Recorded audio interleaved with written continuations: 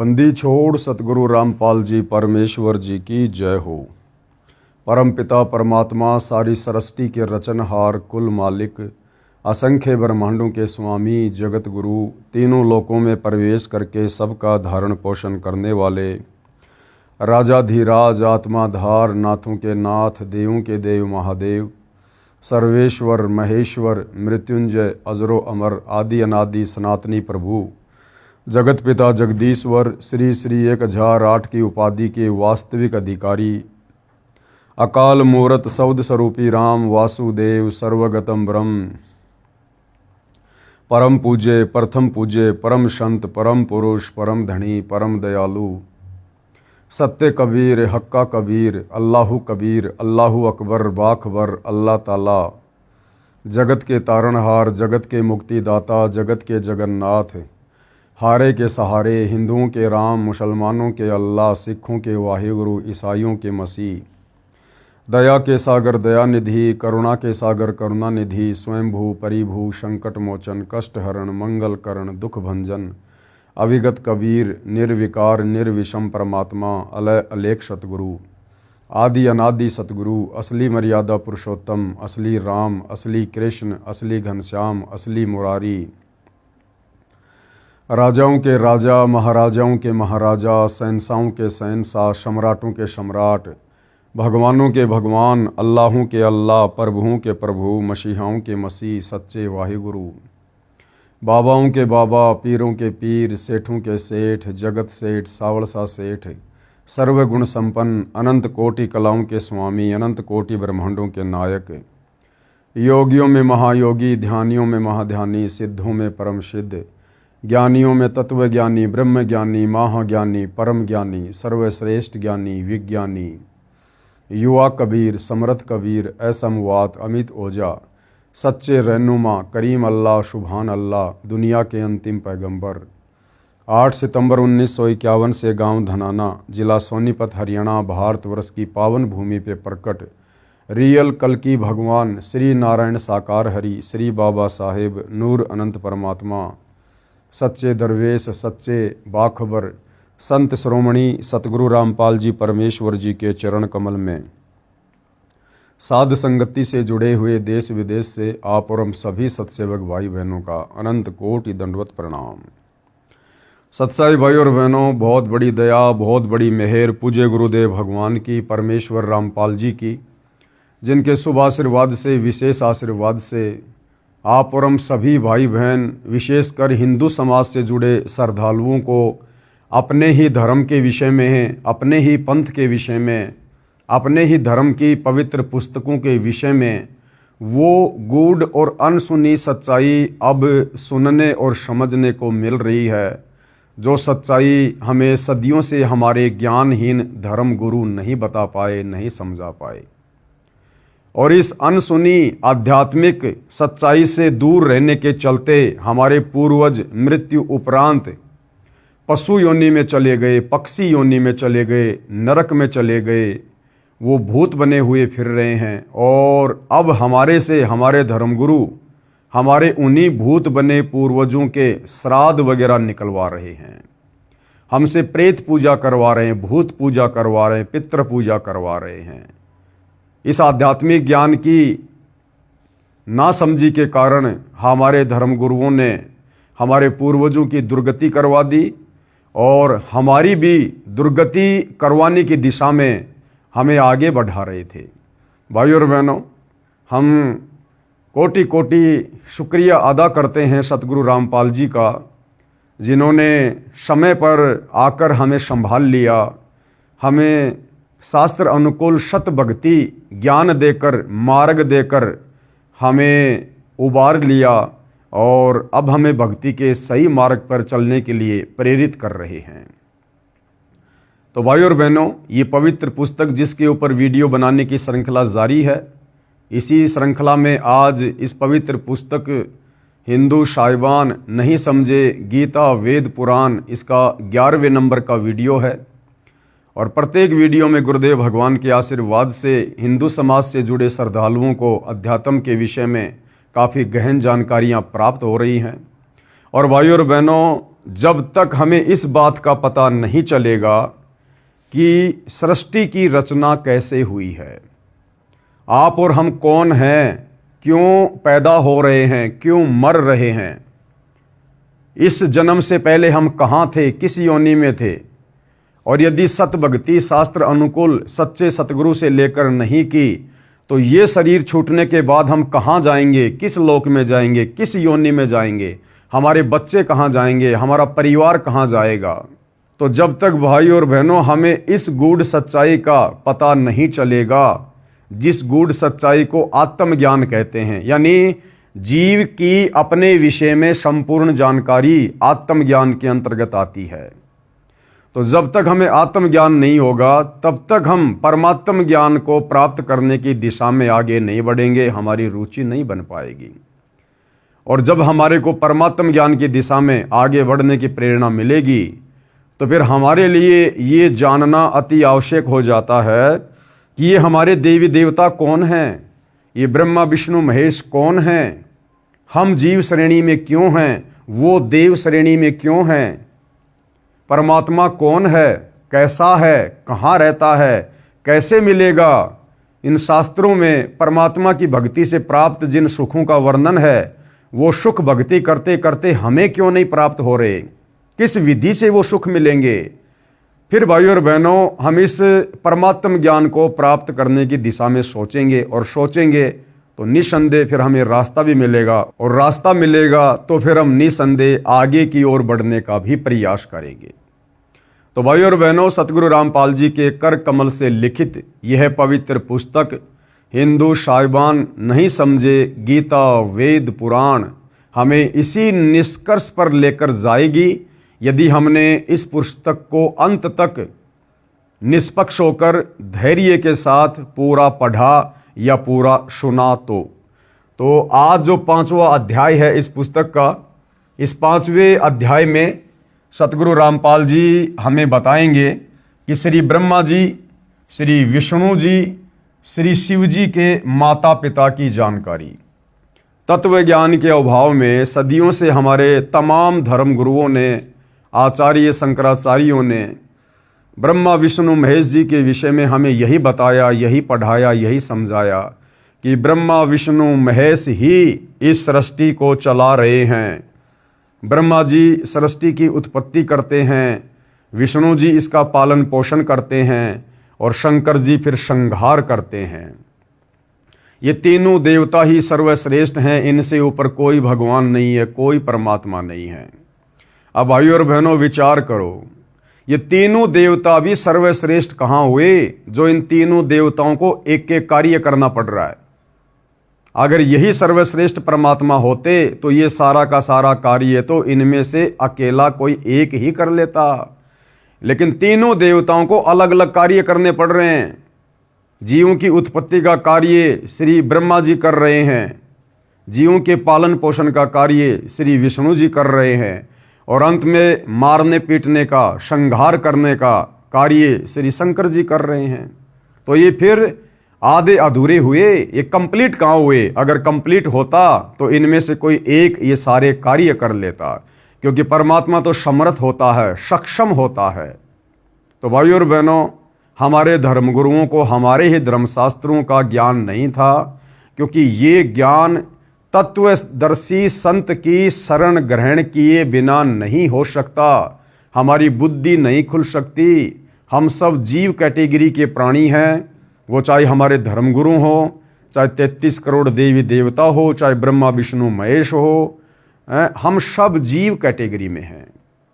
और ये कार्य स्वयं परमात्मा ही संत रूप धारण करके, तत्वदर्शी संत का रूप धारण करके, वो परमात्मा परम अक्षर ब्रह्म सच्चिदानंद घन ब्रह्म, वो कबीर देव, वो परमेश्वर स्वयं ही इस भेद को आकर खोलते हैं।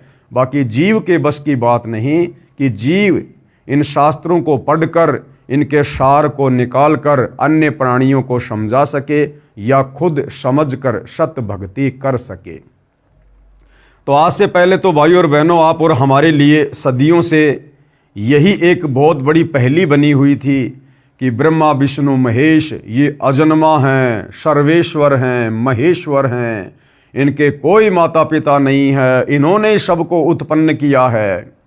जबकि ये हमारे पवित्र धार्मिक ग्रंथ चीख चीख कर इस बात की गवाही दे रहे हैं।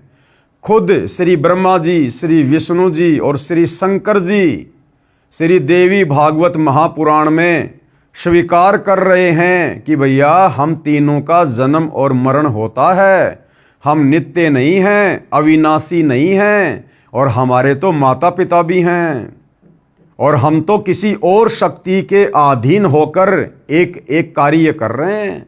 ब्रह्मा जी उत्पत्ति का, विष्णु जी पालन का, शंकर जी संहार का। और इन्हीं धर्मशास्त्रों को हमारे धर्मगुरु दिन रात चश्मे लगा लगा के पढ़ा करते थे, लेकिन वो निष्कर्ष निकाल कर ना तो खुद समझ पाए और ना आम समाज में वो सच्चाई पेश कर पाए। क्योंकि कबीर परमात्मा कहते हैं कि गुरु बिन काहू न पाया ज्ञाना, और ज्यों थोथा बुश छिड़े मूड किसाना। तो भाइयों और बहनों, अब हमें वो सच्चा गुरु मिला है, तत्वदर्शी गुरु मिला है, और अब उन्होंने सारे के सारे भेद निष्कर्ष इन धर्मशास्त्रों के निकाल कर टीवी चैनलों पर और पुस्तकों के माध्यम से सार्वजनिक कर दिए हैं। अब यदि किसी ने अपनी आत्मा का कल्याण करवाना होगा तो इन धर्म ग्रंथों में लिखी सच्चाई को स्वीकार करेगा और सत भक्ति करके अपनी आत्मा का कल्याण करवाएगा।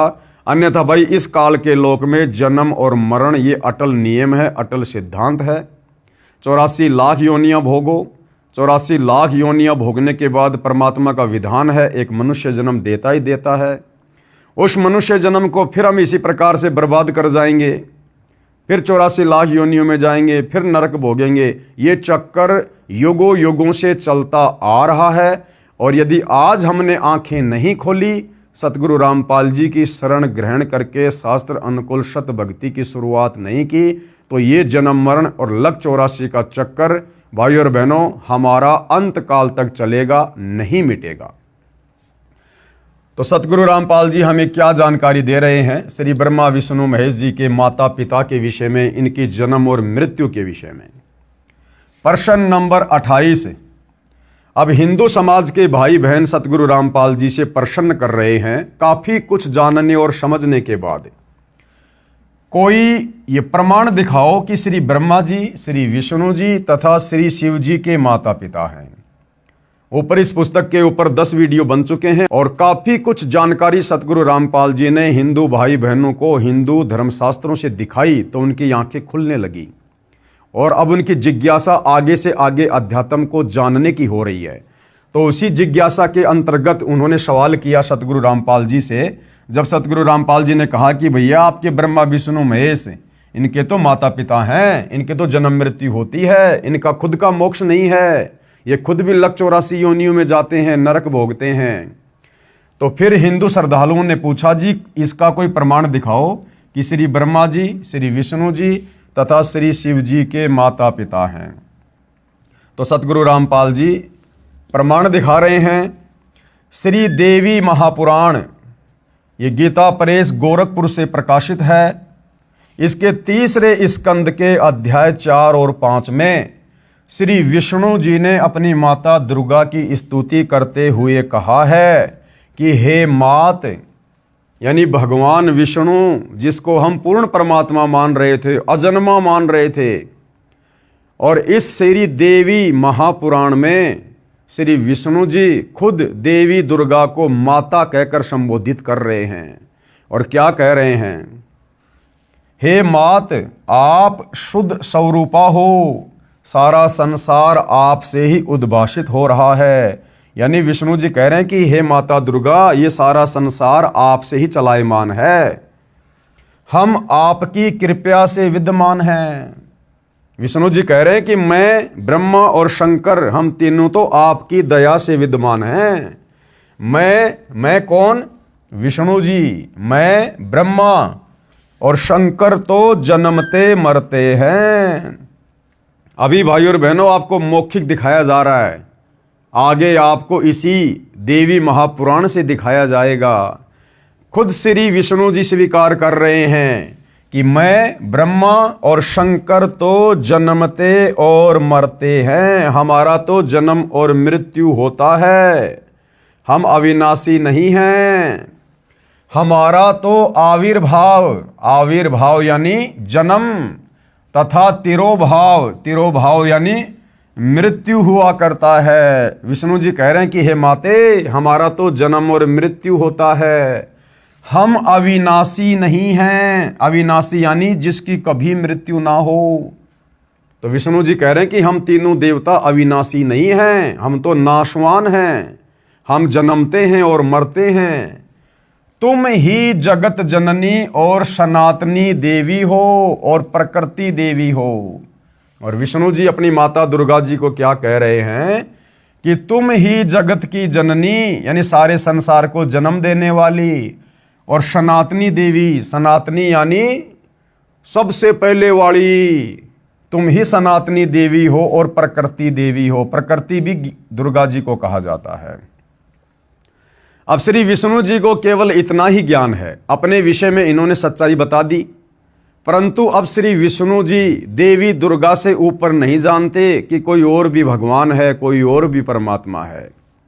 जबकि भाई और बहनों, आपको कल 10वें नंबर के वीडियो में इसी पवित्र पुस्तक से हिंदू धर्मशास्त्रों का हवाला देते हुए आप जियों को साबित कर दिया गया कि देवी दुर्गा भी राजा हिमालय को ज्ञान देते समय इसी देवी महापुराण में साफ साफ कह रही है अपने भगत हिमालय को कि और सब बातें छोड़ दे, यानी मेरी दुर्गा की पूजा भक्ति भी छोड़ दे और उस ब्रह्म की साधना कर जिसका ओम मंत्र है, तेरा कल्याण हो।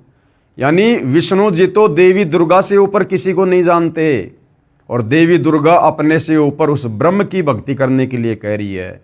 और वो ब्रह्म यानी वो काल जो गीता का ज्ञान देता है, वो गीता जी में अध्याय 18 श्लोक नंबर 62 में अर्जुन को अपने से अन्य किसी और परम अक्षर ब्रह्म अविनाशी परमात्मा की भक्ति करने के लिए कह रहा है। तो भाइयों और बहनों, हमारे धर्म गुरुओं का अध्यात्म ज्ञान तो घुटनों में था, घुटनों में।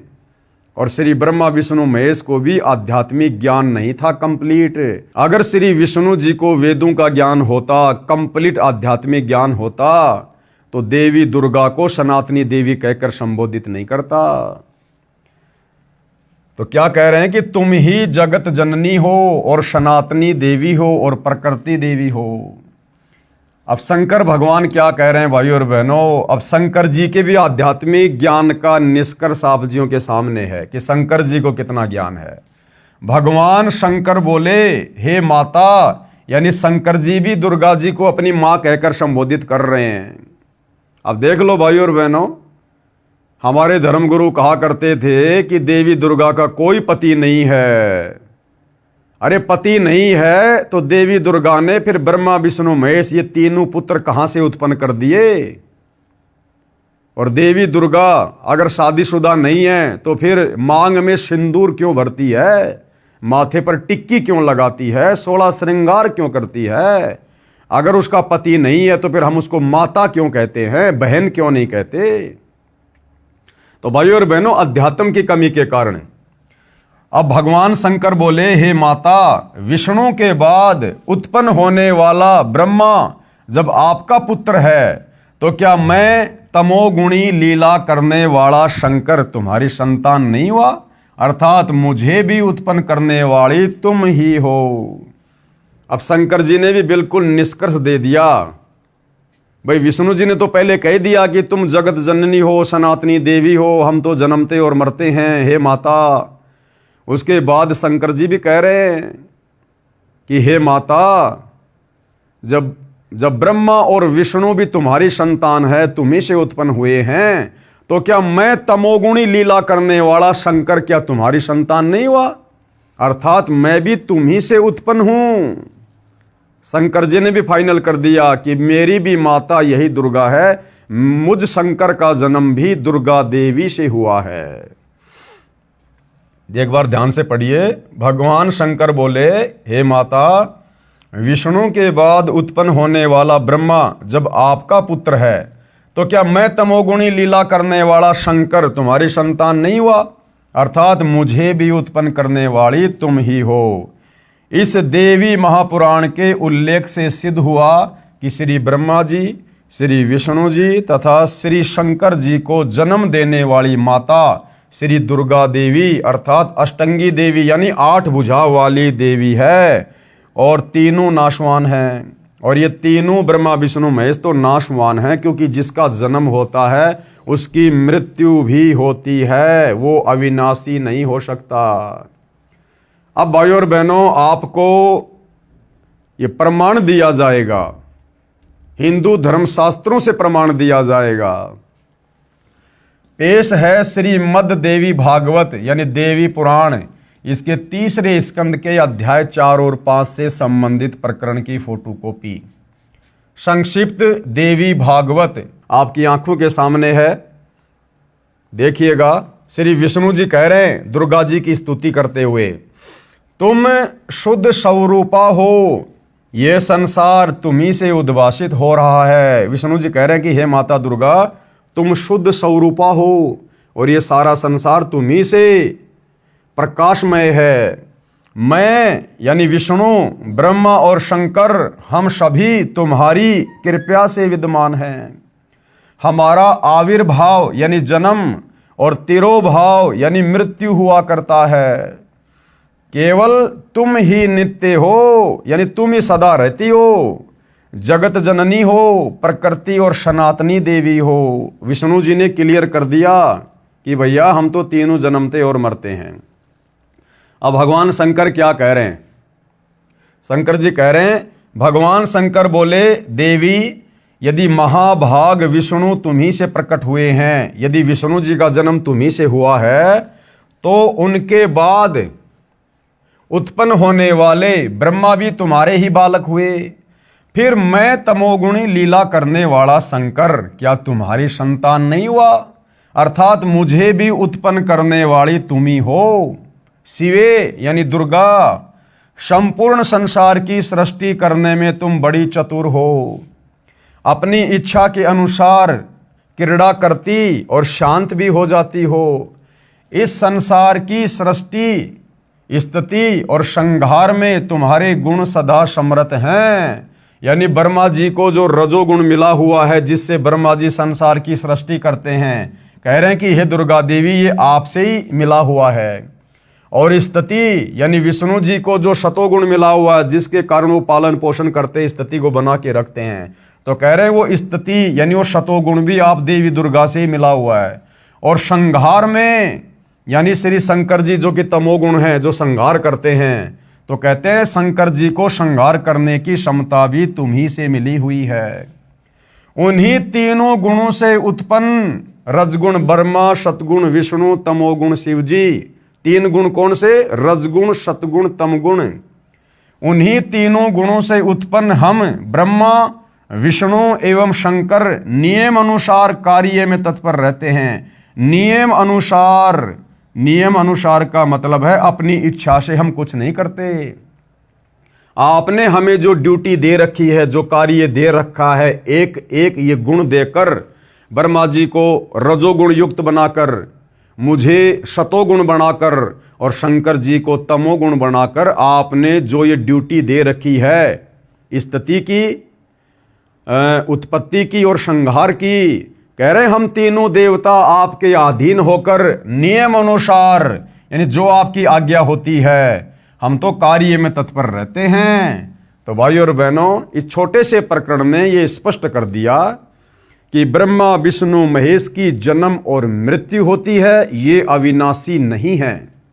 दूसरा मैटर, ये देवी दुर्गा, ये देवी दुर्गा इन तीनों की माता है। नंबर 3, ये तीनों देवता एक एक गुण युक्त हैं। रजगुण ब्रह्मा, सतगुण विष्णु और तमोगुण शिव जी। इतने सारे कंसेप्ट इस छोटे से प्रकरण ने क्लियर कर दिए हैं। जो भाई ये सवाल कर रहे थे कि भाई दिखाओ हमें कोई प्रमाण कि ब्रह्मा विष्णु महेश की माता कौन है, तो भाई हिंदू धर्मशास्त्र में जिसकी कथा हमारे धर्मगुरु आए दिन करते रहते हैं, श्री देवी महापुराण, इसी में साफ साफ आपको लिखा हुआ दिखा दिया है। मन में कोई शंका हो तो बाजार से गीता प्रेस गोरखपुर से प्रकाशित जिस श्री देवी महापुराण का आपको हवाला दिया गया है, आप जी लाकर देख सकते हैं। अब ये सारी बातें जानने के बाद में, अपनी आंखों से देखने के बाद में, अब हिंदू धर्म के जो श्रद्धालु हैं, अब अध्यात्म को जानने की ओर जिज्ञासा उनकी बढ़ रही है। तो अगला सवाल वो सतगुरु रामपाल जी से क्या कर रहे हैं कि श्री ब्रह्मा जी, श्री विष्णु जी तथा श्री शिव जी का पिता कौन है? कि महाराज जी आपने माता जी तो क्लियर कर दिया कि तीनों देवताओं की माता तो देवी दुर्गा है, और ये तो जन्मते और मरते हैं, ये पूर्ण परमात्मा नहीं है। और जो जन्मता और मरता है वो फिर हम भक्तों का जन्म मरण का रोग कैसे समाप्त कर देगा? अर्थात हमारी मुक्ति ब्रह्मा विष्णु महेश से नहीं हो सकती जब इनकी खुद की मुक्ति नहीं है। फिर वो श्रद्धालु कह रहे हैं कि श्री ब्रह्मा जी, श्री विष्णु जी तथा श्री शिव जी का पिता कौन है? कि माता को तो पता चल गया कि दुर्गा है, अब दुर्गा का पति कौन है? ब्रह्मा विष्णु महेश का पिता कौन है महाराज जी, वो भी हमें बताओ। तो क्या बताया? श्री ब्रह्मा रजगुण, श्री विष्णु सतगुण तथा श्री शिव जी तमगुण की माता देवी दुर्गा है तथा पिता काल ज्योति निरंजन है। इनका पिता कौन है? ये काल ब्रह्म, जिसको ज्योति निरंजन भी कहते हैं, जिसने गीता जी का ज्ञान श्री कृष्ण जी के शरीर में प्रवेश करके कुरुक्षेत्र के मैदान में महाभारत के युद्ध के समय दिया। ये ब्रह्म जो गुप्त रहता है, इसने प्रतिज्ञा कर रखी है कि मैं अपने ओरिजिनल काल रूप में किसी के भी समक्ष प्रकट नहीं होऊंगा, मैं अपने ओरिजिनल काल रूप में किसी को भी दर्शन नहीं दूंगा, क्योंकि इसको 1,00,000 मानव शरीरधारी प्राणियों के सूक्ष्म शरीर से निकली वासना रोजाना खाने का श्राप लगा हुआ है, जिस कारण इसकी मजबूरी है ये अपने ओरिजिनल रूप में किसी को दर्शन नहीं देता, क्योंकि इसका ओरिजिनल काल रूप बहुत भयंकर और विकराल है। पूजा तो छोड़ो, इसका रूप देखते ही आदमी का कलेजा फट जाए। जिस प्रकार महाभारत के युद्ध में जब इसने श्री कृष्ण जी के शरीर में प्रवेश करके और अपना 1000 भुजा वाला विराट रूप अर्जुन को दिखाया, तो अर्जुन इतना डर गया, उसने दोबारा से हथियार उठा लिए कि ठीक है, आप जैसा कहोगे मैं वैसा ही करूँगा, मुझे अपना वो चतुर्भुज रूप दिखाओ, अन्यथा मेरा कलेजा फट जाएगा। तो गुरुदेव भगवान कह रहे कि तीनों देवताओं की माता है दुर्गा तथा पिता काल ज्योति निरंजन है। अब देखिए, इसका भी आपको प्रमाण देंगे भाई और बहनों। पुस्तक हिंदू साहिबान नहीं समझे गीता वेद पुराण, पेज नंबर 144, और इसका प्रमाण कहाँ है? पहले आपको मौखिक बताया जाएगा। श्री शिव महापुराण में, ये गीता प्रेस गोरखपुर से प्रकाशित, इसके पिता का ज्ञान है। इस शिव महापुराण में ब्रह्मा विष्णु महेश के पिता का ज्ञान है। श्री शिव महापुराण के रुद्र संहिता खंड में अध्याय 5 से 9 तक निम्न प्रकरण है। क्या प्रकरण है? ध्यान से पढ़िएगा। अपने पुत्र नारद जी के प्रश्न का उत्तर देते हुए श्री ब्रह्मा जी ने कहा कि हे पुत्र, आपने सृष्टि के उत्पत्तिकर्ता के विषय में जो प्रश्न किया है उसका उत्तर सुन। अब हम तो श्री ब्रह्मा जी को ही सृष्टि का उत्पत्तिकर्ता मान रहे हैं सदियों से। हमारे धर्म गुरु भी हमारे को इसी प्रकार से बताते हुए आ रहे थे कि श्री ब्रह्मा जी ही सृष्टि के उत्पत्तिकर्ता हैं। यहाँ तो नारद जी जो ब्रह्मा जी के पुत्र हैं, नारद जी अपने पिता ब्रह्मा जी से पूछ रहे हैं कि सृष्टि का उत्पत्तिकर्ता कौन है, मुझे उसकी जानकारी बताएं। तो ब्रह्मा जी तो सृष्टि के उत्पत्तिकर्ता की जानकारी बता रहा है, ना कि ब्रह्मा जी सृष्टि के उत्पत्तिकर्ता हैं। अपने पुत्र नारद जी के प्रश्न का उत्तर देते हुए श्री ब्रह्मा जी ने कहा कि हे पुत्र, आपने सृष्टि के उत्पत्तिकर्ता के विषय में जो प्रश्न किया है उसका उत्तर सुनो। अब क्या कह रहे हैं श्री ब्रह्मा जी, सृष्टि का उत्पत्तिकर्ता कौन है? प्रारंभ में, यानी सबसे पहले शुरुआत में केवल एक सद ब्रह्म ही शेष था। ये ब्रह्मा जी सद ब्रह्म किसको कह रहे हैं? इस काल को कह रहे हैं, काल ब्रह्म को कह रहे हैं। प्रारंभ में केवल एक सद ब्रह्म ही शेष था, सब स्थानों पर प्रलय था। उस निराकार परमात्मा ने, यानी वो काल जो अपने ब्रह्मलोक में रहता है किसी को दर्शन नहीं देता, और दर्शन ना होने के कारण हमारे साधु संत महात्माओं ने उसको निराकार की संज्ञा दे दी, जबकि वो आकार में है, साकार है, मनुष्य जैसा उसका रूप है, लेकिन वो किसी को दर्शन नहीं देता। इसलिए ऋषि मुनियों ने, तपस्वियों ने समाधि लगा लगा के, तप कर करके खूब कोशिश की, लेकिन उसके दर्शन नहीं हुए। उसके प्रकाश के दर्शन हुए, उसकी ज्योति के दर्शन हुए, जिस कारण से साधु संत महात्माओं ने मान लिया कि वो परमात्मा निराकार है, निराकार है, जबकि वो साकार है। तो उसी आधार से, क्योंकि ब्रह्मा जी ने भी काफ़ी लंबे समय तक समाधि लगाई थी उसकी खोज के लिए, उसके दर्शन के लिए, लेकिन ब्रह्मा जी को उस काल ब्रह्म ने दर्शन नहीं दिए। अंत में ब्रह्मा जी ने यही निष्कर्ष निकाल लिया कि वो निराकार है, वो दिखाई नहीं देता।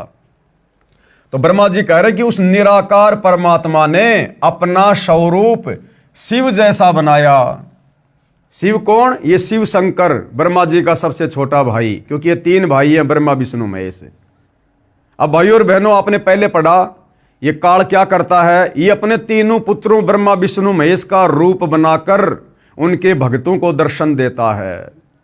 तो ब्रह्मा जी यह क्या कह रहे हैं कि उस निराकार परमात्मा ने शिव का आकार बनाया, शिव का रूप बनाया। अब विचार करो भाइयों और बहनों, एक तरफ तो ब्रह्मा जी कह रहे हैं कि भाई वो निराकार परमात्मा है, निराकार यानी जिसका कोई रूप है ही नहीं। उस निराकार परमात्मा ने अपना स्वरूप शिव जैसा बनाया। अब वो निराकार कैसे रह गया जब उसने शिव के जैसा, शंकर जी के जैसा अपना रूप बना लिया? तो वो निराकार कैसे हुआ भाई? तो ये इनकी आध्यात्मिक अज्ञानता है ब्रह्मा विष्णु महेश जी की। उस निराकार परमात्मा ने यानी काल ने अपना स्वरूप शिव जैसा बनाया, क्योंकि वो अपने ओरिजिनल रूप में तो आ नहीं सकता। उसने प्रतिज्ञा कर रखी है, सौगंध खा रखी है कि ये मेरा अटल नियम है, मैं किसी को भी अपने ओरिजिनल काल रूप में दर्शन नहीं दूंगा। तो उसकी मजबूरी हो जाती है अपने तीनों बेटों के रूप बनाकर लोगों को दर्शन देने की। तो उस काल ने अपना शिव जैसा रूप बनाया, उसको सदाशिव कहा जाता है। उसने अपने शरीर से एक स्त्री निकाली, कौन? दुर्गा। अब ब्रह्मा जी क्या कह रहे हैं? अब भाइयों और बहनों, ये श्री ब्रह्मा जी का आधा अधूरा ज्ञान है। कह रहा कि उस निराकार सदाशिव ने, उस निराकार परमात्मा ने जिसने शिव रूप बनाया, जिसको सदाशिव भी कहते हैं यानी काल, उसने अपने शरीर से एक स्त्री निकाली। वो स्त्री कौन? दुर्गा, जो आगे चलकर उसकी पत्नी कहलाई। अब बताओ भाइयों और बहनों, अब मेरे शरीर से यदि कोई बेटा या बेटी उत्पन्न होगी तो वो क्या कहलाएगी मेरी? या तो बेटा या बेटी। किसी स्त्री के शरीर से कोई बच्चा उत्पन्न होगा या किसी पुरुष के सहयोग से कोई बच्चा उत्पन्न होगा तो वो क्या कहलाएगा? उसका, उसकी संतान कहलाएगा। लेकिन यहां पर इस काल ने, ब्रह्मा जी कह रहे हैं कि अपने शरीर से एक स्त्री निकाली, उत्पन्न की। और देखना फिर, उसने अपने शरीर से एक स्त्री निकाली, वह स्त्री दुर्गा, जगदम्बिका, प्रकृति देवी तथा त्रिदेव। त्रिदेव कौन? ब्रह्मा विष्णु तथा शिव की जननी कहलाई। इन तीनों देवताओं को जन्म देने वाली माता कहलाई, जिसकी 8 भुजाएं हैं। इसी को शिवा भी कहा है। यानी शिव जैसा रूप यहां किसने बनाया? काल ने। और काल ने अपने शरीर से जिस स्त्री को बाहर निकाला उसको उसने क्या बनाया? शिवा यानी दुर्गा, यानी अपनी पत्नी। अब भाइयों और बहनों, वास्तव में ये माजरा क्या है? क्योंकि ब्रह्मा जी को तो कंप्लीट आध्यात्मिक ज्ञान था नहीं बेचारे को। इसने तो अटपट करके कुछ वेदों को पढ़ा, कुछ परमात्मा से हल्की फुल्की सृष्टि रचना को समझा, और इसने अपना आधा अधूरा ज्ञान यहाँ पेश कर दिया।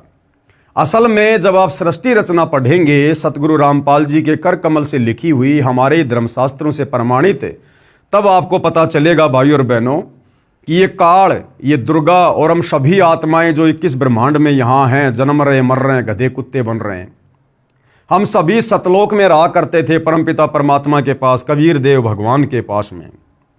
वहां पर इस काल ने भाइयों और बहनों मनमुखी आचरण करना शुरू कर दिया। इसने तप करना शुरू कर दिया, और इसके तप के बदले परमात्मा ने इसको 21 ब्रह्मांड दे दिए, अलग से राज्य दे दिया। और हम जितनी भी आत्माएं थी वहां, जो वर्तमान में इस काल के इस गंदे लोक में गधे कुत्ते सूअर बन के घूम रहे हैं, इंसान बन के घूम रहे हैं, देवी देवता बन के घूम रहे हैं, हम सब इस काल के ऊपर आसक्त हो गए। जब ये तप कर रहा था तो हम इसको देखने के लिए जाया करते थे और इसकी महिमा किया करते थे कि वाह जी वाह, इतने लंबे समय से एक पैर पे खड़ा होकर तप कर रहा, क्या बात है। हम इसके ऊपर आसक्त हो गए। अब हमारे कबीर भगवान ने देखा कि अब ये आत्माएं मेरे किसी काम की नहीं है, ये मुझ एकमात्र सर्वश्रेष्ठ भगवान को छोड़कर, यानी मेरे से आस्था हटाकर और इस दो कोडी के जीव में, इस काल में, अपने जैसे इस प्राणी में ये अपनी आसक्ता लगा बैठे हैं। तो कहते हैं गुरु को तजे भजे जो आना, ता पशुओं को फोकट ज्ञाना। तो परमात्मा ने उसके तप के बदले 21 ब्रह्मांड दे दिए और हम सभी आत्माओं ने भी उसके साथ 21 ब्रह्मांडों में आने की सहमति व्यक्त कर दी, हाथ ऊपर खड़ा करके अपने भगवान के सामने, ये सोचकर कि हमें ना जाने सतलोक से भी ज्यादा सुख मिलेंगे यहां इसके पास में। और सबसे पहले भाई और बहनों, जिस आत्मा ने परमात्मा के पूछने पर कि कौन कौन इस काल के साथ जाना चाहता है, सबसे पहले जिस एक आत्मा ने हाथ खड़ा किया था, उस आत्मा को परमात्मा ने एक स्त्री का रूप बनाया जिसको दुर्गा कहते, अष्टंगी कहते हैं। और उस दुर्गा को परमात्मा ने इस काल के पास में छोड़ दिया था, वही सतलोक में। और हम जितनी भी आत्माएं थी जिन्होंने यश किया था, हमारा सूक्ष्म रूप बनाकर सूक्ष्म रूप में दुर्गा के अंदर जो है वो प्रविष्ट कर दिया था। अब इस काल ब्रह्म ने दुर्गा के युवा रूप को देखकर, लड़की रूप को देखकर इसके मन में दोष उत्पन्न हो गया और इसने दुर्गा के साथ में बलात्कार करने का प्रयास किया, बदतमीजी करने का प्रयास किया। तो दुर्गा ने इसको बहुत समझाया कि भाई देख, हम दोनों एक ही पिता की संतान हैं। इस परम अक्षर ब्रह्म सत्य पुरुष कबीर देव ने आपको भी अपने वचन से उत्पन्न किया, मुझे भी अपने वचन से उत्पन्न किया। हम दोनों आपस में भाई बहन हैं और भाई बहनों का ऐसा ये गंदा कर्म ये अच्छा नहीं है, हम पाप के भागी बनेंगे। लेकिन काल के ऊपर तो वासनाओं का भूत सवार था, क्योंकि जानबूझ के उसने गलती मोल ले ली। तो दुर्गा ने बहुत समझाया लेकिन वो नहीं माना और जबरदस्ती दुर्गा के साथ करने लगा। और जैसे उसने दुर्गा को चूमने के लिए, उसका चुंबन लेने के लिए अपना मुंह खोला, तो दुर्गा ने सूक्ष्म रूप बनाया, सूक्ष्म रूप बनाकर काल के मुख के माध्यम से उसके पेट में जा बैठी और वहां जाकर परमपिता परमात्मा कबीर साहिब से अर्ज की, अरदास की कि हे परमेश्वर मेरी रक्षा करो, मेरी रक्षा करो। तो परमात्मा को तो पता था कि भैया तुम्हें अच्छा खासा खाना पीना घूमना मिल रहा था, क्यों तुम इसके ऊपर आसक्त हुए, अब भुगतो। लेकिन परमात्मा दयालु है, अपने पुत्र जोगजीत का रूप बनाकर, क्योंकि सतलोक में परमात्मा के 16 पुत्र और हैं इस काल के अलावा, अपने एक पुत्र जोगजीत का रूप बनाकर परमात्मा जी वहां आए और काल के पेट से इस दुर्गा को बाहर निकाला और परमात्मा जी का आदेश बता दिया कि ऐसा गंदा कर्म करने की सोचने वाला भी इस सतलोक में नहीं रह सकता। और उनको श्राप दे दिया कि आज से तेरा नाम काल होगा, तो प्रतिदिन 1 लाख मानव शरीरधारी स्त्री या पुरुषों का आहार करेगा और निकल जाओ यहां से। और सतलोक से 21 ब्रह्मांड सहित इस दुर्गा को, दुर्गा के अंदर हम सभी आत्माओं को और इस काल को सतलोक से 16 शंख कोश की दूरी पर 21 ब्रह्मांडों समेत वहां से निकाल दिया। और ये वचन बोलते ही वो 21 ब्रह्मांड विमान की तरह चल पड़े और 16 शंख कोश की दूरी पर आकर स्थिर हो गए जहां हम लोग रह रहे हैं। उसके बाद भाई और बहनों, इस काल ने फिर अपनी मनमानी की कि अब मेरा कौन क्या बिगाड़ेगा, मुझे सतलोक से तो धक्के मार के निकाल दिया परमात्मा ने, अब मेरा कौन क्या बिगाड़ेगा। फिर इसने दुर्गा के साथ में शारीरिक संबंध बनाए और शारीरिक संबंध बनाकर फिर ये 3 पुत्र ब्रह्मा विष्णु महेश इसने उत्पन्न किए। और इनको उत्पन्न करके फिर इस काल ने प्रतिज्ञा की कि मैं आज के बाद किसी के सामने प्रकट नहीं होऊंगा, अपने ओरिजिनल काल रूप में किसी को दर्शन नहीं दूंगा। और इन तीनों बेटों के माध्यम से दुर्गा के द्वारा हम सब की यहां पर इसने दुर्गति करवा रखी है। ब्रह्मा के माध्यम से उत्पत्ति करवाता है, विष्णु के माध्यम से पालन पोषण करवाता है और शंकर जी के माध्यम से हमारा संहार करवाता है। इस प्रकार ये काल प्रतिदिन 1 लाख मानव शरीरधारी स्त्री पुरुषों का आहार करता है। हम मरने के बाद कहाँ जाते हैं? सबसे पहले सूक्ष्म शरीर में ये आत्मा वहीं जाती है और सूक्ष्म शरीर से फिर ये जमा वासना को निकाल के खाता है, जो इसका भोजन है। तो सृष्टि रचना के माध्यम से हमें पता चलेगा। तो इस प्रकार से श्री ब्रह्मा जी नारद को कुछ तो सृष्टि रचना सुनकर आधी अधूरी और कुछ वेदों को पढ़कर कह रहा है कि उस सदाशिव ने अपने शरीर से एक स्त्री को निकाला जिसको शिवा कहा जाता है। तो वो कबीर परमात्मा ने अपने पुत्र जोगजीत का रूप बनाकर काल के पेट से दुर्गा को बाहर निकाला था। ये दोनों फिर आपस में पति पत्नी कहलाए इस लोक में आने के बाद। अब ध्यान से पढ़िए, अब समझ में आएगा। प्रारंभ में केवल एक सद्ब्रह्म ही शेष था, सब स्थानों पर प्रलय था। उस निराकार परमात्मा ने, काल के विषय में कह रहा है, अपना स्वरूप शिव जैसा बनाया, क्योंकि खुद तो अपने रूप में आता नहीं, उसको सदाशिव कहा जाता है। उसने अपने शरीर से एक स्त्री निकाली, वह स्त्री दुर्गा, जगदम्बिका, प्रकृति देवी तथा त्रिदेव ब्रह्मा विष्णु तथा शिव की जननी कहलाई, जिसकी 8 भुजाएं हैं। इसी को शिवा भी कहा है, यानी दुर्गा को ही शिवा कहा जाता है। श्री विष्णु जी की उत्पत्ति, अब श्री ब्रह्मा जी बता रहे हैं अपने बेटे नारद को कि विष्णु जी की उत्पत्ति कैसे हुई। सदाशिव और शिवा, यानी सदाशिव यानी वो काल और शिवा यानी दुर्गा ने पति पत्नी रूप में रहकर एक पुत्र की उत्पत्ति की, उसका नाम विष्णु रखा। तो विष्णु जी के पिता कौन हुए? ये काल भगवान, ये सदाशिव जिसको काल ब्रह्म कहते हैं, और माता कौन हुई? दुर्गा। आगे आपको भाई और बहनों इस देवी महापुराण की फोटोकॉपी भी दिखाएंगे आपको। श्री विष्णु जी की उत्पत्ति सदाशिव और शिवा यानी काल और दुर्गा ने पति पत्नी रूप में रहकर एक पुत्र की उत्पत्ति की, उसका नाम विष्णु रखा। अब आगे पढ़िए, श्री ब्रह्मा जी की उत्पत्ति कैसे हुई। श्री ब्रह्मा जी की उत्पत्ति, श्री ब्रह्मा जी ने बताया कि जिस प्रकार विष्णु जी की उत्पत्ति शिव तथा शिवा के संयोग यानी काल और दुर्गा के संयोग यानी भोग विलास से हुई है, उसी प्रकार शिव और शिवा ने यानी काल और दुर्गा ने मेरी यानी ब्रह्मा की भी उत्पत्ति की। तो ब्रह्मा जी का भी पिता कौन हुआ? ये काल ब्रह्म, और माता कौन हुई? दुर्गा। नोट, यहां पर शिव को काल ब्रह्म जाने, शिवा को दुर्गा जाने।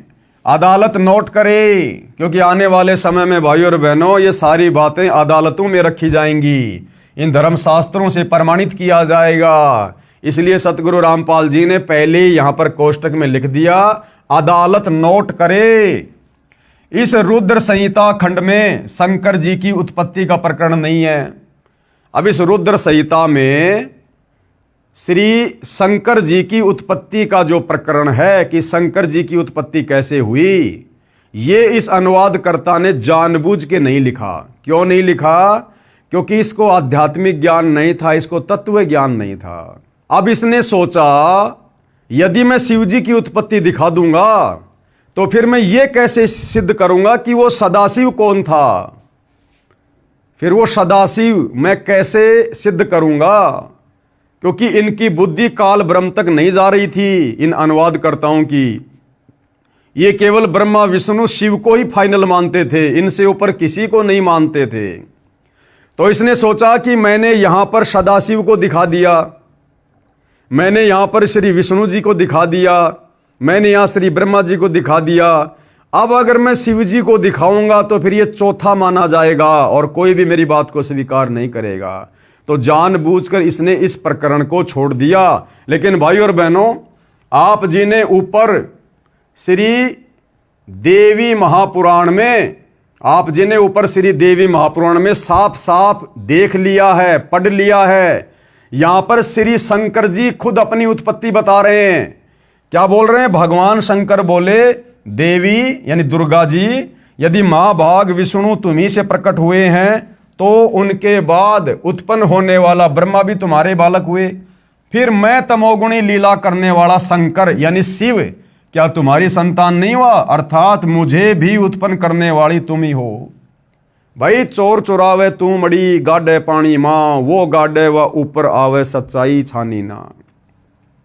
तो ये अनुवाद करता कहां कहां तक अपनी अज्ञानता को पेश करेंगे और सच्चाई को दबाएंगे। सच्चाई तो इन्हीं धर्मशास्त्रों में लिखी हुई है। तो यहां श्री शंकर ने भी अपनी उत्पत्ति इसी देवी दुर्गा से बताई है। और देवी दुर्गा का पति कौन है ये आपने देख लिया, ये काल ब्रह्म है, ये सदाशिव है। तो तीनों देवताओं की उत्पत्ति यहां पर इस काल ब्रह्म और उसकी पत्नी दुर्गा के संयोग से, पति पत्नी व्यवहार से हुई है। इस रुद्र संहिता खंड में शंकर जी की उत्पत्ति का प्रकरण नहीं है, यह अनुवादकर्ता की गलती है। वैसे देवी पुराण में शंकर जी ने स्वयं स्वीकारा है कि मेरा जन्म दुर्गा यानी प्रकृति से हुआ है, जो अभी आपको दिखाया गया। पेश है संक्षिप्त शिव पुराण की रुद्र संहिता खंड से संक्षिप्त प्रकरण की फोटोकॉपी। अभी तो आपको केवल मौखिक दिखाया गया है, अब आपको इसी पवित्र ग्रंथ से दिखाया जाएगा कि इन तीनों देवताओं की माता है दुर्गा और इनके पिता का नाम है काल ब्रह्म। तो ये संक्षिप्त शिव पुराण अपने पुत्र नारद की ये बात सुनकर लोक पितामह ब्रह्मा वहां इस प्रकार बोले, यानी नारद जी ने क्या सवाल किया था कि मुझे सृष्टि की रचना के विषय में बताओ, संसार की उत्पत्ति के विषय में बताओ। तो यहां पर ब्रह्मा जी क्या बता रहे हैं? ब्रह्मा जी ने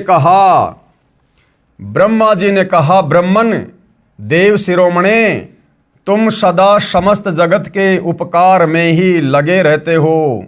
तुमने लोगों के हित की कामना से ये बहुत उत्तम बात पूछी है, जिसके सुनने से संपूर्ण लोगों के समस्त पापों का क्षय हो जाता है। उस अनामे शिव तत्व का मैं तुमसे वर्णन करता हूँ। शिव तत्व का स्वरूप बड़ा ही उत्कृष्ट और अद्भुत है। जिस समय समस्त चराचर जगत नष्ट हो गया था, सर्वत्र केवल अंधकार ही अंधकार था, न सूर्य दिखाई देते थे न चंद्रमा, अनन्य ग्रहों और नक्षत्रों का भी पता नहीं था, न दिन होता था न रात, अग्नि पृथ्वी वायु और जल भी सत्ता नहीं थी। प्रधान तत्व अव्याकृत प्रकृति से रहित सोना आकाश मात्र शेष था। दूसरे किसी तेज की उपलब्धि नहीं थी। यानी जब तक इस काल और दुर्गा को परमात्मा ने सतलोक से नहीं निकाला था, 21 ब्रह्मांड नहीं दिए थे, उस समय का वर्णन यहां पर ब्रह्मा जी कर रहे हैं कि उस समय कुछ भी नहीं था, ना ये सूर्य था, ना चंद्रमा था, ना जल था, कुछ भी नहीं था। अदृष्ट आदि का भी अस्तित्व नहीं था, यानी इस काल का भी अस्तित्व नहीं था। शब्द और स्पर्श भी साथ छोड़ चुके थे, गंध और रूप की अभिव्यक्ति नहीं होती थी, रस का भी अभाव हो गया था, दिशाओं का भी भान नहीं होता था। इस प्रकार सब और निरंतर सूची भेद घोर अंधकार फैला हुआ था। उस समय तत्सद ब्रह्म, यानी वो सदाशिव काल तत्सद ब्रह्म, इस श्रुति में जो सत्य सुना जाता है एकमात्र वही शेष था।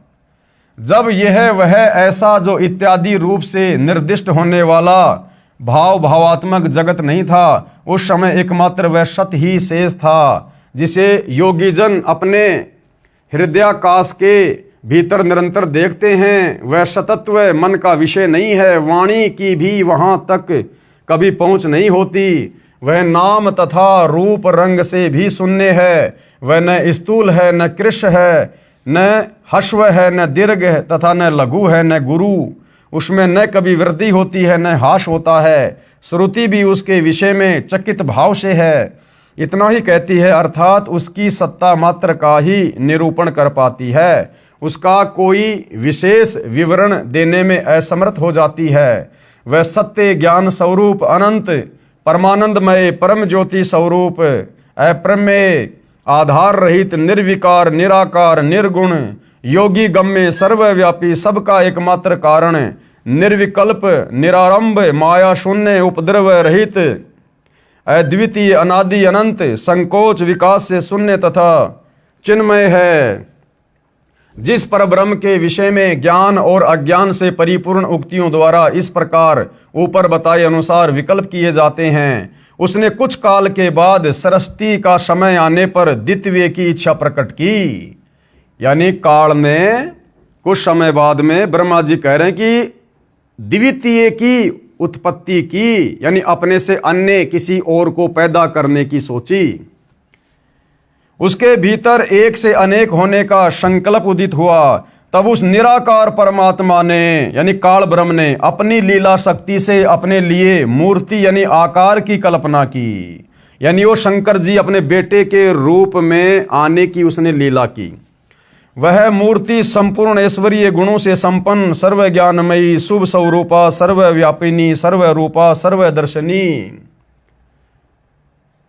मूर्ति चिन्मय आकार भगवान सदाशिव है। अवार्चिन और प्राचीन विद्वान उन्हीं को ईश्वर कहते हैं। यानी इन साधु संत महात्माओं को, ऋषि मुनियों को, आचार्यों शंकराचार्यों को केवल ये काल ही परमात्मा दिखाई देता है, जिसको निराकार निराकार कहते हैं। उस समय एकाकी रहकर स्वेच्छानुसार विहार करने वाले उन सदाशिव ने अपने विग्रह से यानी अपने शरीर से स्वयं ही एक स्वरूप भूता शक्ति की सृष्टि की। जबकि काल के पेट में सूक्ष्म रूप बनाकर जब दुर्गा बैठ गई थी, तो परमात्मा कबीर जी ने स्वयं ही अपने पुत्र जोगजीत का रूप बनाकर उसको पेट से बाहर निकाला था। लेकिन ब्रह्मा जी को सृष्टि रचना का कंप्लीट ज्ञान नहीं है, जो उनके अपने श्रीअंग से कभी अलग होने वाली नहीं थी। उस पराशक्ति को प्रधान प्रकृति गुणवती माया बुद्धि तत्व की जननी तथा विकार रहित बताया गया है। अरे भैया, वो तो विकारों से युक्त है, विकार रहित कहाँ है? वह शक्ति अंबिका कही गई। अंबिका यानी दुर्गा।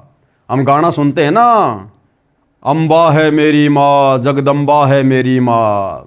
तो वह शक्ति क्या कहलाई? अंबिका यानी दुर्गा। उसी को प्रकृति देवी, सर्वेश्वरी और त्रिदेव जननी, त्रिदेव जननी यानी तीनों देवता ब्रह्मा विष्णु महेश की जननी माता, नित्या और मूल कारण भी कहते हैं। सदाशिव द्वारा यानी इस काल ब्रह्म के द्वारा प्रकट की गई उस शक्ति के 8 भुजाएं हैं। अब बताओ 8 भुजा किसके भैया? अंबिका के, दुर्गा के, जिसको अष्टंगी भी कहते हैं। उस शुभ लक्षणा देवी के मुख की शोभा विचित्र है। वह अकेली ही अपने मुखमंडल में सदा 1 सहस्त्र चंद्रमाओं की कांति धारण करती है। नाना प्रकार के आभूषण उसके श्रीअंग की शोभा बढ़ाते हैं। वह देवी नाना प्रकार की गतियों से संपन्न है और अनेक प्रकार के अस्त्र शस्त्र धारण करती है। उसके खुले हुए नेत्र खिले हुए कमल के समान जान पड़ते हैं। वह अचिंत्य तेज से जगमगाती है। वह सबकी योनि है। सबकी योनि यानी इस काल ने सभी जीवों को दुर्गा के माध्यम से उत्पन्न किया है, पति पत्नी व्यवहार करके, और सदा उधमशील रहती है। एकाकिनी होने पर भी वह माया संयोग वशात अनेक हो जाती है। और वे जो सदाशिव हैं, ये दुर्गा का पति काल सदाशिव, उन्हें परम पुरुष ईश्वर शिव शंभु और महेश्वर कहते हैं। वे अपने मस्तक पर आकाश गंगा को धारण करते हैं। उनके भाल देश में चंद्रमा शोभा पाते हैं। उनके 5 मुख हैं और प्रत्येक मुख में 3-3 नेत्र हैं। उनका चित्त सदा प्रसन्न रहता है। वे 10 भुजाओं से युक्त और त्रिशूलधारी है। असल में ये 1 भुजा का स्वामी है, बाकी एक चाहे तो कम से कम 2 भुजा भी बना सकता है, 10 भी बना सकता है, 100 भी बना सकता है, लेकिन 1000 से ज्यादा नहीं बना सकता, क्योंकि ये 1000 कलाओं का स्वामी है। उनके श्रीअंगों की प्रभा, ये रुद्र संहिता चल रही है भाई और बहनों। उनके श्रीअंगों की प्रभा कपूर के समान श्वेत गौर है। वे अपने सारे अंगों में भस्म रमाए रहते हैं। उन काल रूपी, देखो सच्चाई आ रही है भाई और बहनों, उन काल रूपी ब्रह्म ने एक ही समय शक्ति के साथ शिवलोक नामक क्षेत्र का निर्माण किया। उस काल रूपी ब्रह्म ने, कौन है ये? दुर्गा का पति काल ब्रह्म।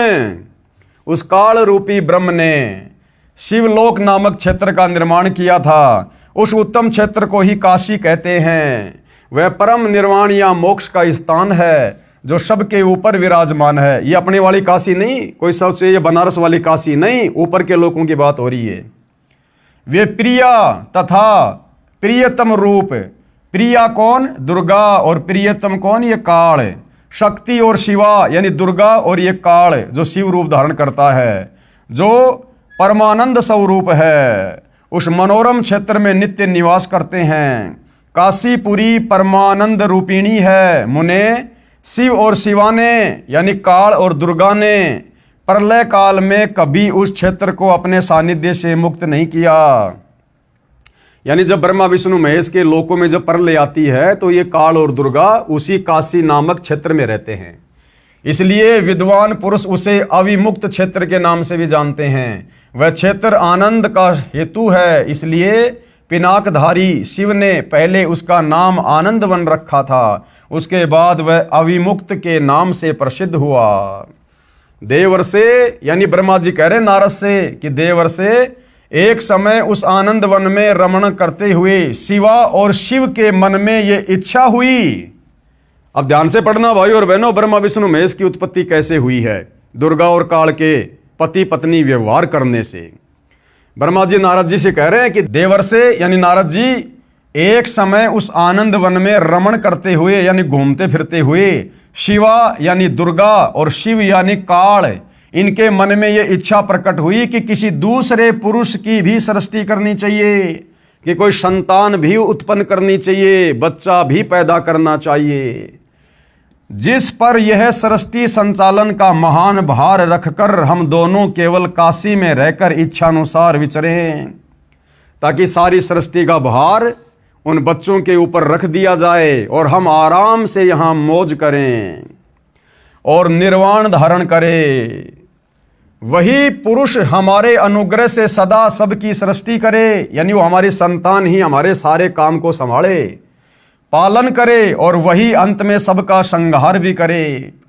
यह चित्त एक समुद्र के समान है, इसमें चिंता की उताल तरंगे उठ उठकर इसे चंचल बनाए रहती हैं। इसमें सत्व गुण रूपी रतन, तमोगुण रूपी ग्रह और रजोगुण रूपी मूंगे भरे हैं। इस विशाल चित्त समुद्र को संकुचित करके हम दोनों उस पुरुष के प्रसाद से आनंद कानन काशी में सुखपूर्वक निवास करें। यह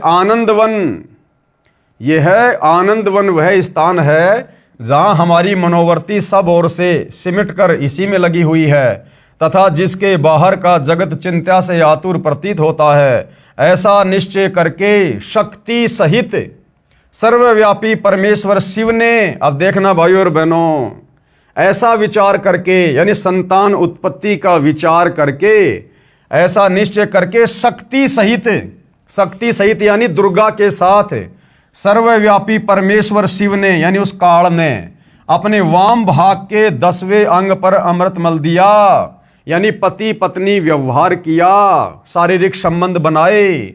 फिर तो वहां से एक पुरुष प्रकट हुआ जो तीनों लोकों में सबसे अधिक सुंदर था।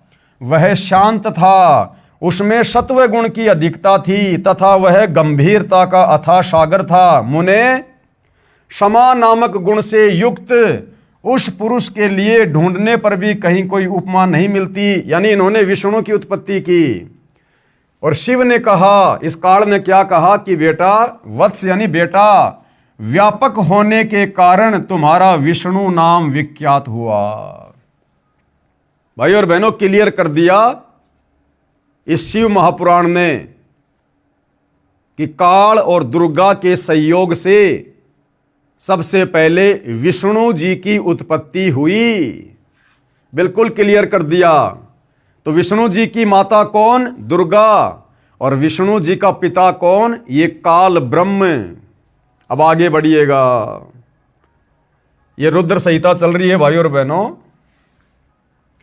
भगवान विष्णु की नाभि से कमल का प्रादुर्भाव, यानी फिर श्री विष्णु जी की नाभि से किस प्रकार ब्रह्मा जी की उत्पत्ति हुई, ये पढ़िएगा अब आगे।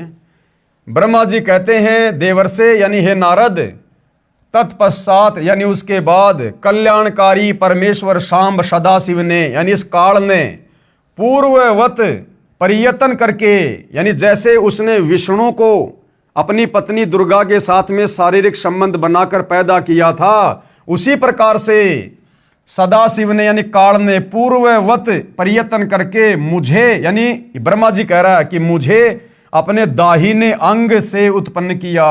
मुने उस महेश्वर ने यानी काल ने मुझे तुरंत ही अपनी माया मोहित करके नारायण देव के नाभि कमल में डाल दिया, यानी विष्णु के नाभि कमल में डाल दिया और लीला पूर्वक मुझे वहां से प्रकट किया।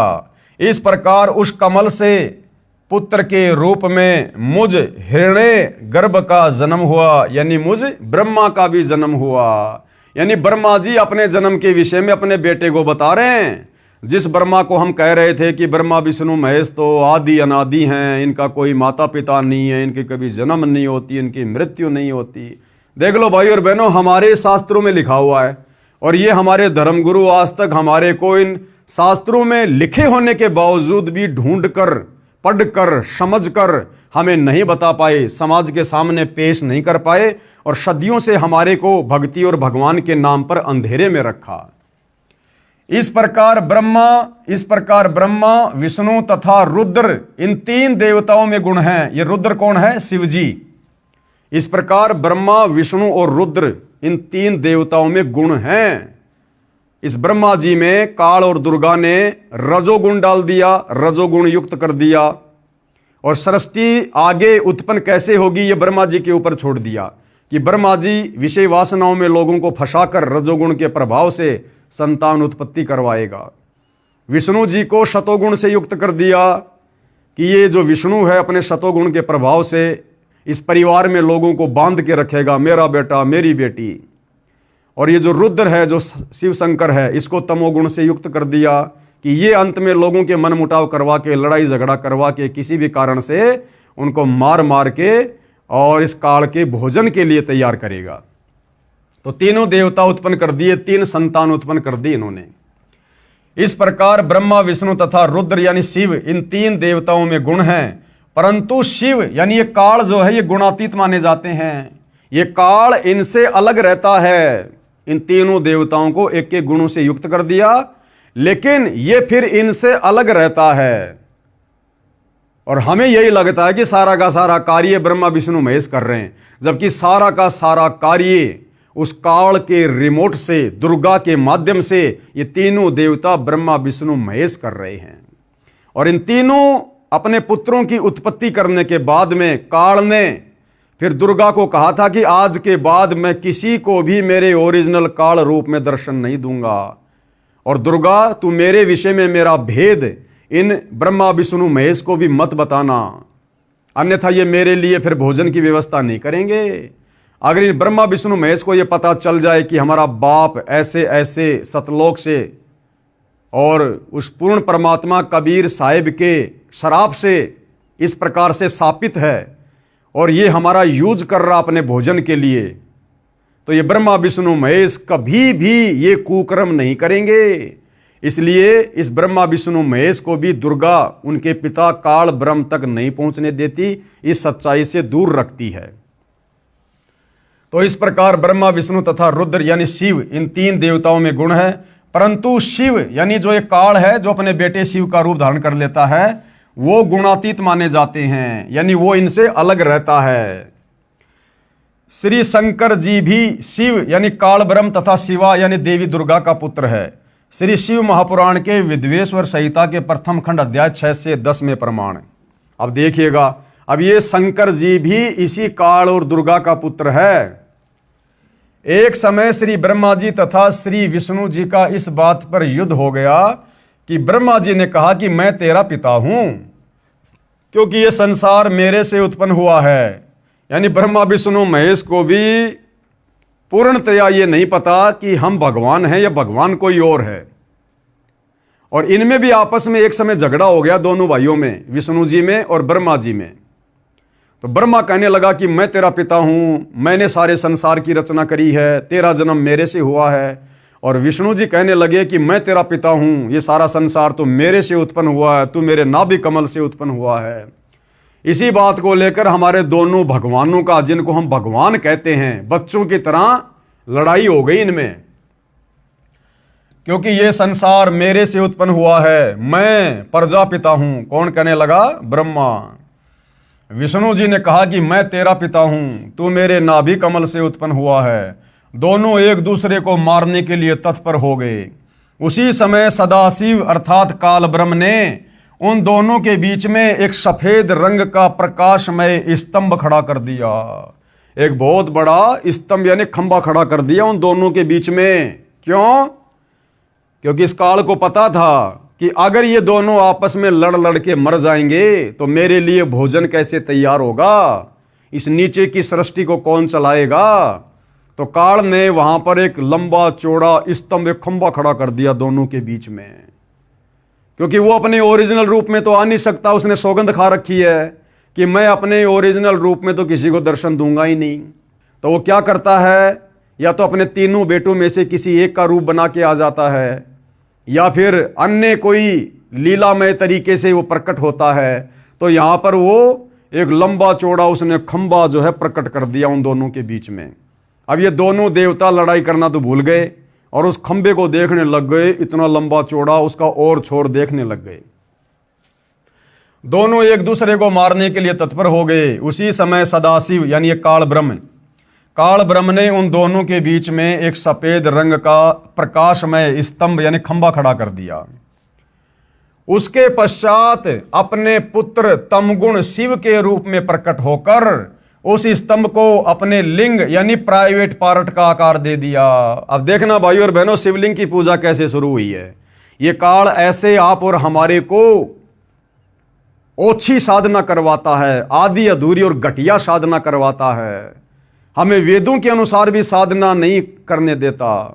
ये नहीं चाहता कि कोई भी प्राणी सत्य साधना करके उस परम अक्षर ब्रह्म की, सनातन परम धाम की तत्वदर्शी संत से उपदेश लेके सच्ची साधना कर ले। क्यों? इसको डर है, इसको भय है, अगर मेरे लोक से ये प्राणी सत्य साधना करके सतलोक में चले गए तो मुझे जो 1 लाख स्त्री पुरुष रोजाना खाने का श्राप लगा हुआ है, फिर मेरे भोजन का क्या होगा। तो ये काल हमें इसी प्रकार से भाइयों और बहनों पेड़ पौधों की पूजा पे, जानवरों की पूजा पे, देवी देवताओं की पूजा पे, ब्रह्मा विष्णु महेश की पूजा पे, तीर्थों की पूजा पे, धामों की पूजा पे, श्राद्ध निकालना, प्रेत पूजा, भूत पूजा, ये पितृ पूजा, कावड़ लाना, ये हमें इस प्रकार की शास्त्र विरुद्ध साधनाओं के ऊपर लगा के रखता है ताकि हम जन्मते रहें, मरते रहें और हम इसका भोजन बनते रहें।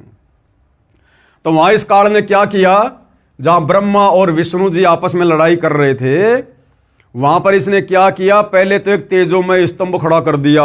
वो दोनों लड़ना तो भूल गए और उस खंबे को देखने लग गए।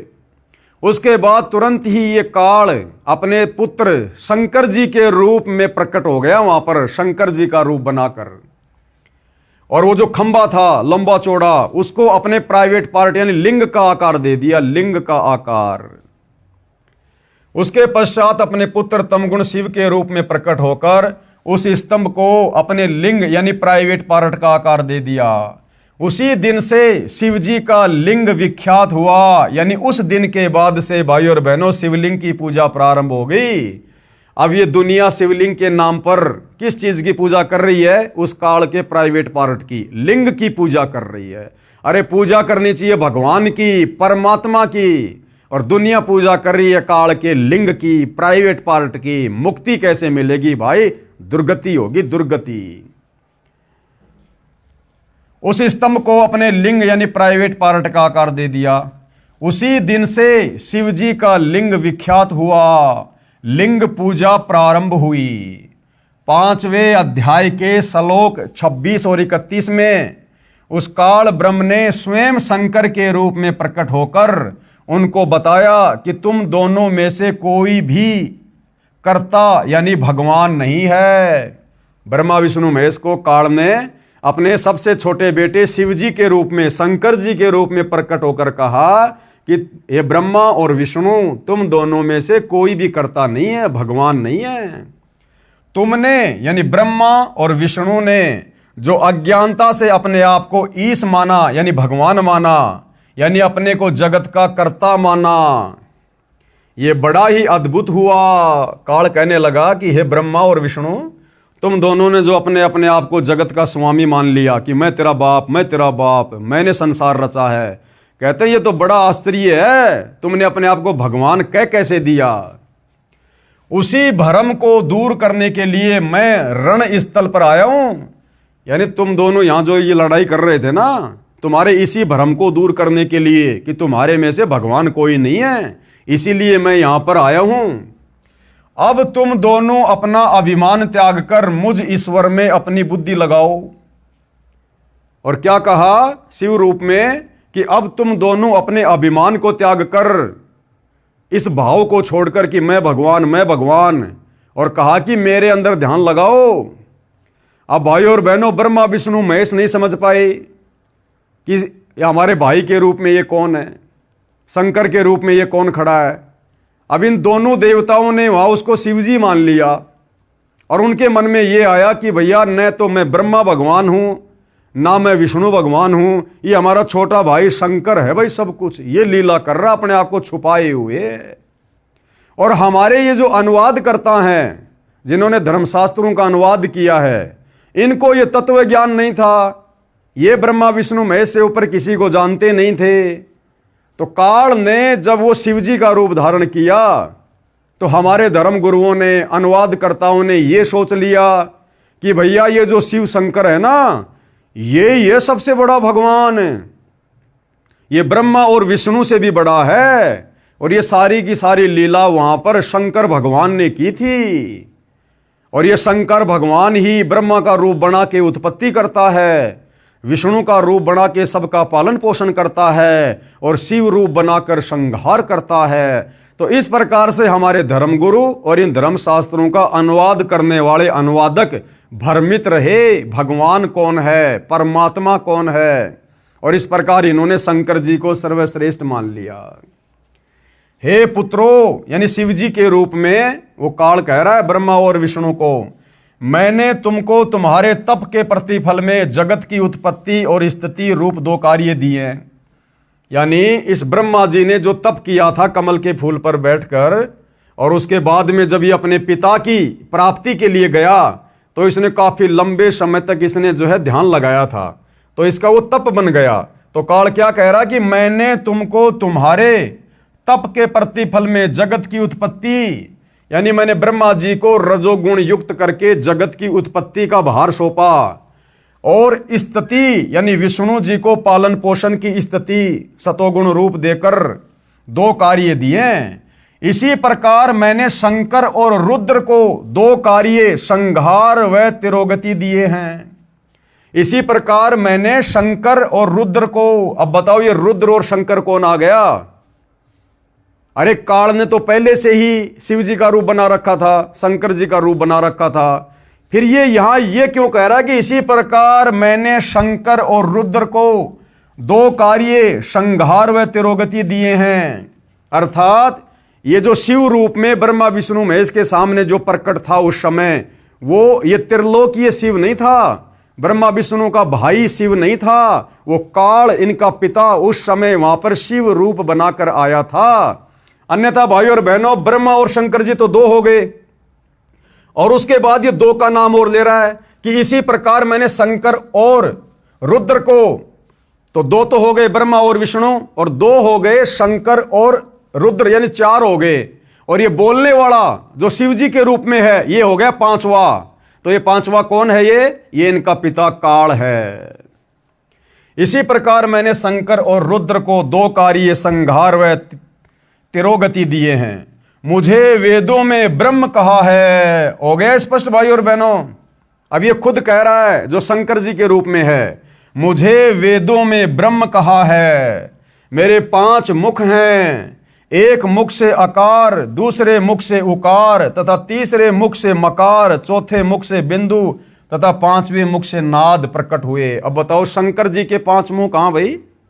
तो ये काल ब्रह्म है, ये इसी प्रकार से छलबल करता है, ये अपने ओरिजिनल रूप में नहीं आता। उन्हीं 5 अवयवों से एकीभूत होकर एक अक्षर ओम बना है, ये मेरा मूल मंत्र है। क्लियर? ये कह रहा कि ओम मेरा मूल मंत्र है। अब गीता का ज्ञान देने वाला ये काल ब्रह्म, गीता अध्याय 8 श्लोक नंबर 13 में क्या कह रहा है?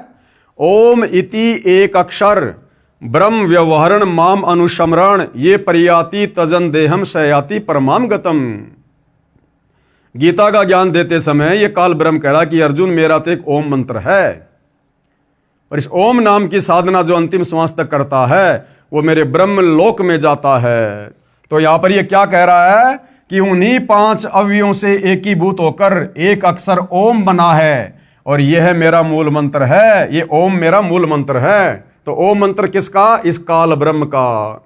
तो इस प्रकार भाइयों और बहनों, ये काल अपने ओरिजिनल काल रूप में ना कर अपने तीनों बेटों में से किसी एक का रूप बनाकर इसी प्रकार से छलबल करता है।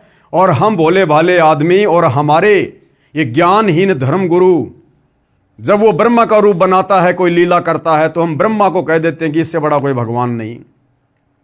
जब वो विष्णु का रूप बना के कोई षड्यंत्र करता है, कोई लीला करता है, तो हम कह देते हैं कि बस विष्णु से बढ़कर कोई नहीं। और जब शंकर जी का रूप बनाकर इस प्रकार की घटनाओं को जन्म देता है, जिस प्रकार उसने शंकर जी का रूप बनाकर अपने लिंग की पूजा संसार में शुरू करवा दी, अपने प्राइवेट पार्ट की। आज हम शिव मंदिरों के अंदर जो शिवलिंग पूजते हैं वो इस काल का ये प्राइवेट पार्ट है। और देखिए आगे कितनी सत्यता लिखी हुई है, हमारे धर्मशास्त्रों में लिखी हुई है। शिव पुराण के इस उल्लेख से यह भी सिद्ध हुआ कि मेरे को ब्रह्म कहते हैं। 5 अक्षरों से बना एक ओम मेरा मूल मंत्र है, जो मेरी साधना है। गीता अध्याय 8 श्लोक 13 में भी इसी ब्रह्म ने कहा है कि माम ब्रह्म यानी मुझ ब्रह्म का सुमरण करने का एक ओम अक्षर है। इससे भी स्वयं सिद्ध है कि गीता का ज्ञान काल ब्रह्म ने श्री कृष्ण जी के शरीर में प्रेतवत प्रवेश करके बोला। गीता जी का ज्ञान इसी काल ब्रह्म ने श्री कृष्ण जी के शरीर में प्रवेश करके बोला। हम नादान दुनिया वालों को तो श्री कृष्ण दिखाई दे रहा था, लेकिन कृष्ण जी में प्रवेश करके गीता का ज्ञान किसने बोला? इस काल ने। जिस प्रकार ब्रह्मा और विष्णु जी युद्ध कर रहे थे और उन दोनों के बीच में शिव जी का रूप बनाकर कौन आ गया? ये काल।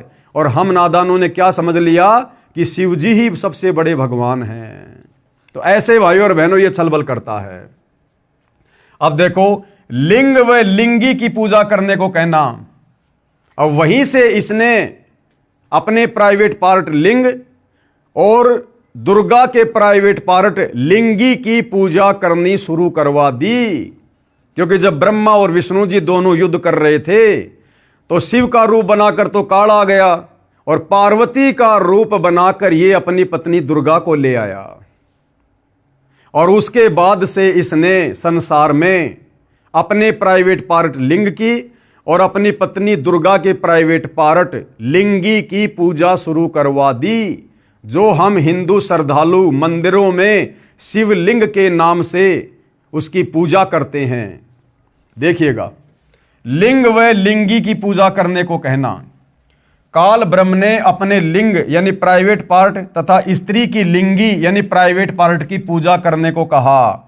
जो मंदिरों में शिवलिंग स्थापित किया होता है उसको ध्यान से देखा जाए तो पता चलता है कि पत्थर की लिंगी यानी स्त्री की योनि में पत्थर का लिंग यानी शिव का लिंग पेशाब इंद्री प्रविष्ट किया गया होता है।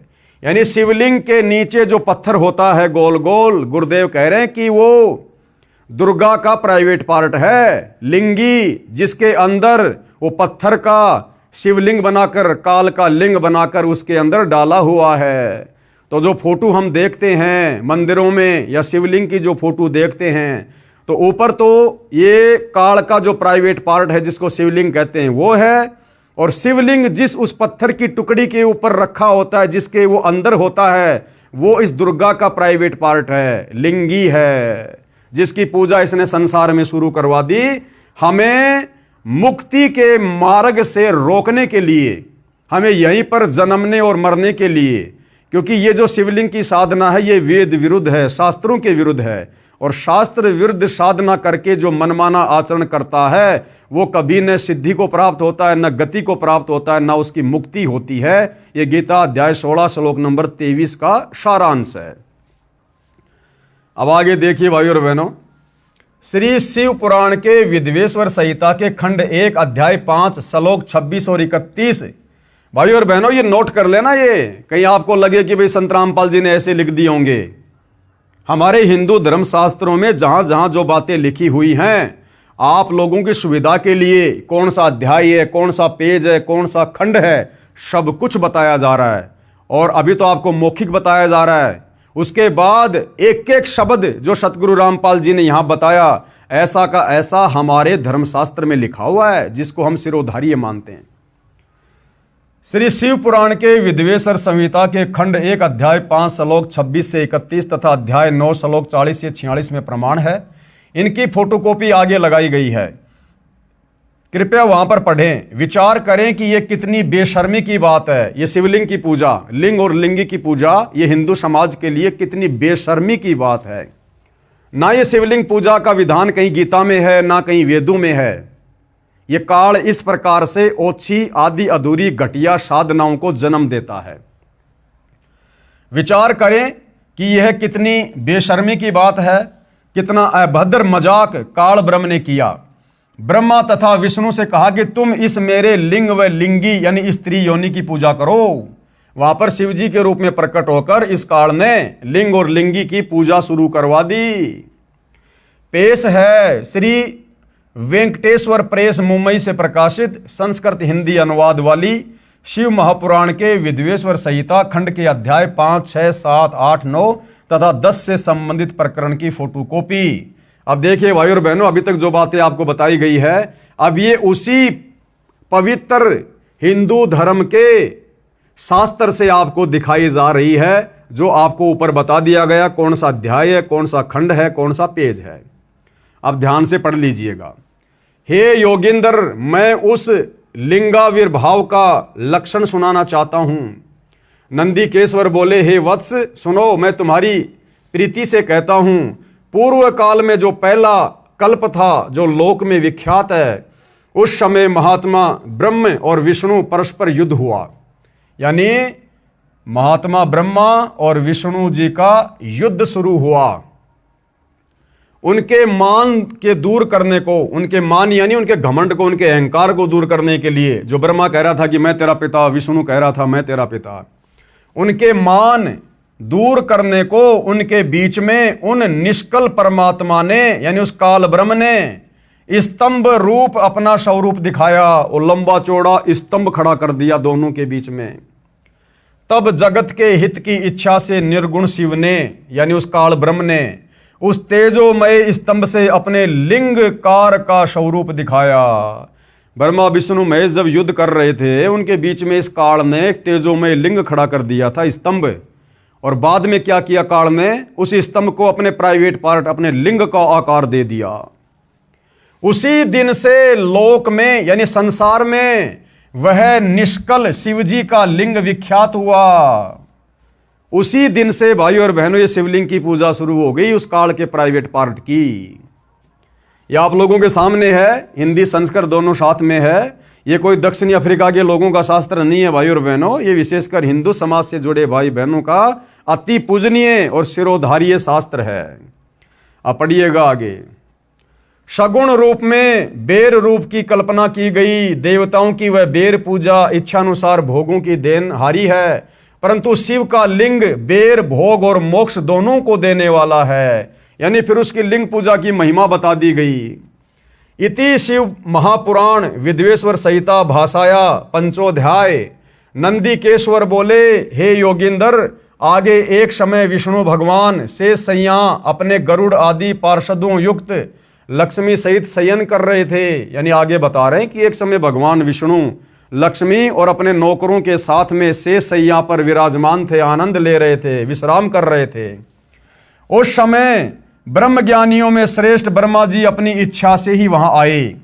उस समय क्या हुआ कि ब्रह्मा जी अपनी इच्छा से घूमता घूमता वहां श्री विष्णु जी के पास चला गया। सब प्रकार सुंदर सेज पर शयन करते हुए कमल लोचन विष्णु जी से पूछने लगे। और ब्रह्मा जी ने विष्णु जी से क्या पूछा? ब्रह्मा जी ने विष्णु जी से पूछा कि तुम कौन हो जो मुझे देखकर अभिमानी पुरुष के समान शयन करते हो। यानी भाई और बहनों, जब ब्रह्मा जी वहां गए विष्णु जी के पास में, तो विष्णु जी ने ब्रह्मा जी का आदर सत्कार नहीं किया, ये भी नहीं पूछा कि आओ ब्रह्मा जी, बैठो ब्रह्मा जी, उल्टा मुंह फेर लिया ब्रह्मा जी को देखकर। तो ब्रह्मा जी ने क्या कहा, तुम कौन हो जो मुझे देखकर अभिमानी पुरुष शयन करते हो, हे वत्स। ब्रह्मा जी बोले विष्णु को, हे बेटा उठो, देखो मैं तुम्हारा स्वामी आया हूं, यानी मैं तेरा भगवान आया हूं, मैं तेरा बाप आया हूं। और आए हुए गुरु को देखकर जो अभिमान करता है उस द्रोही मूड का प्रायश्चित होना निश्चित है। और इस प्रकार से जो आदर सम्मान नहीं करता है तो उसका घमंड तोड़ना जरूरी हो जाता है। यह सुनकर विष्णु जी के अंतर में तो क्रोध हुआ। अब ये बातें सुनकर ब्रह्मा जी के मुंह से अब विष्णु जी के अंदर तो आया गुस्सा, लेकिन बाहर से बिल्कुल शांत बने रहे। ये सुनकर विष्णु जी के अंतर में तो क्रोध हुआ, परंतु बाहर से शांत रहे और बोले, हे वत्स। अब विष्णु जी प्यार से क्या बोले ब्रह्मा को, हे बेटा तुम्हारा मंगल हो, बैठो इस आसन पर विराजो। कि अगर तेरे को बैठने की ज्यादा चाहत है ना तो बैठ जा भाई तू इस आसन पे। इस समय तुम्हारा नेत्र कुटिल और तुम्हारा मुख वक्र क्यों हो रहा है, कि तेरी आंखें और तेरा मुंह टेढ़ा मेढ़ा क्यों हो रहा है, विष्णु ने पूछा ब्रह्मा जी से।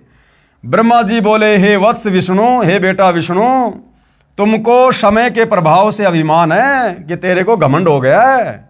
हे पुत्र, ब्रह्मा जी कह रहे हैं विष्णु को, हे पुत्र मैं तुम्हारा रक्षक और जगत का पितामह हूं। विष्णु जी बोले, ये तो सब जगत मुझ में स्थित है, तुम चोर के समान किस प्रकार अपना कह रहे हो। अब विष्णु जी कह रहे भैया ये संसार तो मेरा है, तुम चोरों की तरह क्यों इसको अपना कह रहे हो। यानी ये हमारे भगवान है भाई और बहनों, हमारे परमात्मा हैं ब्रह्मा विष्णु जी, जिनको दुनिया पूज रही है। अब हमें क्या शिक्षा मिलेगी इन भगवानों से। अरे दो भैंसे जैसे आपस में लड़ते हैं ना, कोई भैंसा दूसरे भैंसे की जमीन में चला जाता, उसके क्षेत्र में चला जाता, तो दूसरा भैंसा कैसे लड़ता है, झगड़ता है, मारने को दौड़ता है। ये हमारे भगवानों के लक्षण हैं, श्री ब्रह्मा जी श्री विष्णु जी को। तो सोचो हम क्या शिक्षा लेंगे इनसे। तुम मेरी नाभि कमल से उत्पन्न हुए हो, तुम मेरे नाभि कमल से उत्पन्न हुए हो। बीच में भाई और बहनों ये संस्कृत है। तो विष्णु जी क्या कह रहे हैं ब्रह्मा जी को कि तुम मेरे नाभि कमल से उत्पन्न हुए हो, इससे मेरे पुत्र हो। विष्णु जी कह रहे हैं भैया तू मेरा बेटा है, तू तो मेरे नाभि कमल से उत्पन्न हुआ है, मुझे पुत्र कहना व्यर्था है, इसलिए मुझ विष्णु को अपना बेटा कहना बेकार है। नंदीकेश्वर बोले, इस प्रकार ब्रह्मा विष्णु दोनों ही रजोगुण से मुग्ध होकर विवाद करने लगे। वो दोनों देवता आपस में गुट्टम गुट्टा लड़ाई झगड़ा करने लग गए। ब्रह्मा जी और विष्णु जी हमारे भगवान, हिंदू समाज के भगवान। मैं श्रेष्ठ हूं, मैं स्वामी हूं, ऐसा कहकर एक दूसरे को मारने की इच्छा से युद्ध करने में उत्सुक हुए। दोनों ने बांस मार लिए, हथियार निकाल लिए कि मैं भगवान, मैं भगवान। और हंस और गरुड़ वाहन पर स्थित हो ये दोनों देव युद्ध करने लगे। अब श्री ब्रह्मा जी का वाहन क्या है, हंस, और विष्णु जी का वाहन क्या है, गरुड़। अब दोनों अपने अपने रथ पे सवार हो गए, अपने अपने वाहनों पर, और आपस में ब्रह्मा जी और विष्णु जी युद्ध करने लगे, लड़ाई करने लगे। और हंस और गरुड़ वाहन पर स्थित होकर ये दोनों देव युद्ध करने लगे। तब ब्रह्मा और विष्णु के वाहन गण भी युद्ध करने लगे, हंस और गरुड़ भी आपस में लड़ने लगे। तब संपूर्ण देवता, भाई और बहनों ऊपर तो आपने ब्रह्मा और विष्णु जी का देख लिया, इन हमारे भगवानों की स्थिति देख लिया आपने। बच्चों से ज्यादा दिमाग नहीं है इनमें, बच्चों से ज्यादा, जो कह रहे हैं कि हम संसार को चला रहे हैं। अरे संसार को चलाने वाले अगर ऐसे बच्चों की तरह लड़ेंगे, मरेंगे, तो संसार का क्या होगा। फिर ये संसार कौन चला रहा है। और आगे देखना हमारे देवी देवता जिनकी हम पूजा पाठ करते हैं, दोनों भाई आपस में लड़ रहे हैं और हमारे देवी देवता ऊपर से उनके ऊपर फूल बरसा रहे हैं कि वाह जी वाह, बड़ा अद्भुत युद्ध हो रहा है, ऐसा युद्ध हमने पहले कभी देखा ही नहीं। हमारे देवी देवता उन पर फूल बरसा रहे कि लड़ो, मरो, कटो। अरे जबकि दो व्यक्ति आपस में युद्ध करते हैं, लड़ाई झगड़ा करते हैं, तो अन्य लोगों का फर्ज बनता है कि उनकी लड़ाई को रुकवाओ। हमारे देवी देवताओं का फर्ज तो यह बनता था, उनके आगे जाके हाथ जोड़ के खड़े होते कि हे देवो, हम तो आपको सर्वश्रेष्ठ मानते हैं और आप देव होकर आपस में लड़ रहे हो, झगड़ रहे हो, फिर हमारे जैसे छोटे मोटे देवताओं का क्या होगा? हमारी तरफ भी देखो। तो देवताओं ने तो बीच बचाव करना चाहिए था, लेकिन हमारे देवता जलती हुई आग में घी डाल रहे हैं, ऊपर से फूल बरसा रहे हैं। ब्रह्मा और विष्णु के वाहन गण भी युद्ध करने लगे। तब संपूर्ण देवता, सारे के सारे देवता, ये 33 करोड़ विमानों में बैठकर उस महा अद्भुत युद्ध देखने को चले आए। यानी ये अपना मनोरंजन करने के लिए आ गए देवी देवता, और आकाश में उनके ऊपर फूल बरसाने लगे। बताओ, वो लड़ रहे हैं और लड़ते हुए के ऊपर फूल बरसा रहे हैं। तब विष्णु जी ने गुस्से में आकर ब्रह्मा जी की छाती में लात मार दी, घुसा मार दिया। ये हैं हमारे प्रधान देवता। अब आगे क्या कहा जा रहा है? हे कुमार, इस प्रकार मधुर वाणी से पार्वती पति शंकर ने उन सब देवताओं को संतुष्ट किया। तब शिव ने अपने 100 गणों को उस समर स्थल में जाने की आज्ञा दी जहां ब्रह्मा और विष्णु थे। तब शंकर के पयान समय में अनेक प्रकार के बाजे बजने लगे। अनेक प्रकार के वाहनों पर ये विधिवत भूषण पहरे गणेश्वर चलने को उद्यत हुए। प्रणव के समान आकाश से सर्वत्र व्याप्त पंचमंडल से मंडित भद्र रथ में अंबिका पति गिरीश चढ़े। पुत्र तथा गण भी संग हुए। उस समय इंद्रादि देवता उनके पीछे चलने लगे। सुंदर ध्वजा व्यजन चमर पुष्प वर्षा संगीत नृत्य बाजों से सम्मानित हो शिवजी पार्वती सहित ब्रह्मा विष्णु के निकट समर भूमि में सेना सहित गए। अब वहां पर भाई और बहनों, इन दोनों के छोटे भाई शंकर जी भी पहुंच गए अपने सहपरिवार उस युद्ध को देखने के लिए। बताओ, युद्ध कोई देखने की चीज है, कोई मनोरंजन की चीज है? और जाकर मेघों के मध्य में छिपकर, यानी बादलों के बीच में छुपकर वो लड़ाई देखने लगे। उनका निरंतर होने वाला युद्ध देखा। उस समय बाजों की ध्वनि नहीं होती थी और बड़ा गणों का भी शब्द शांत हो गया। उस समय ब्रह्मा और विष्णु परस्पर एक दूसरे को मारने की इच्छा से माहेश्वर और पाशुपताश्रे तथा अस्त्रों की ज्वाला मानो त्रिलोकी भस्म करने लगे। तब शिवजी ने वह अकाल प्रलय देखकर महाअग्नि के समान, महाभयंकर आकृति के समान उन दोनों के बीच में वह निर्गुण ब्रह्म स्थिर हुए। फिर से भाई और बहनों, वहां पर इस काल बलि को आना पड़ा।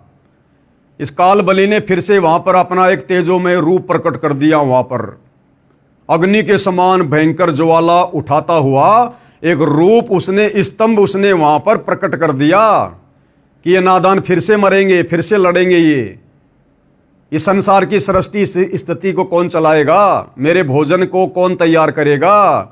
तो इस काल बलि को, इस ब्रह्म को फिर से आना पड़ा वहां पर। और क्या कह रहे हैं? महाअग्नि के समान, स्तंभ के समान, महाभयंकर आकृति के समान उन दोनों के बीच में वह निर्गुण ब्रह्म स्थिर हुए। वह लोक क्षय करने में समर्थ अस्त्र उस महाअग्नि के प्रकट होते ही क्षण मात्र में निपतित हो गया। यानी ब्रह्मा विष्णु महेश के वो अस्त्र शस्त्र फैल हो गए जब काल ने वो अग्नि के समान अपना रूप वहां पर जब वो प्रकट किया।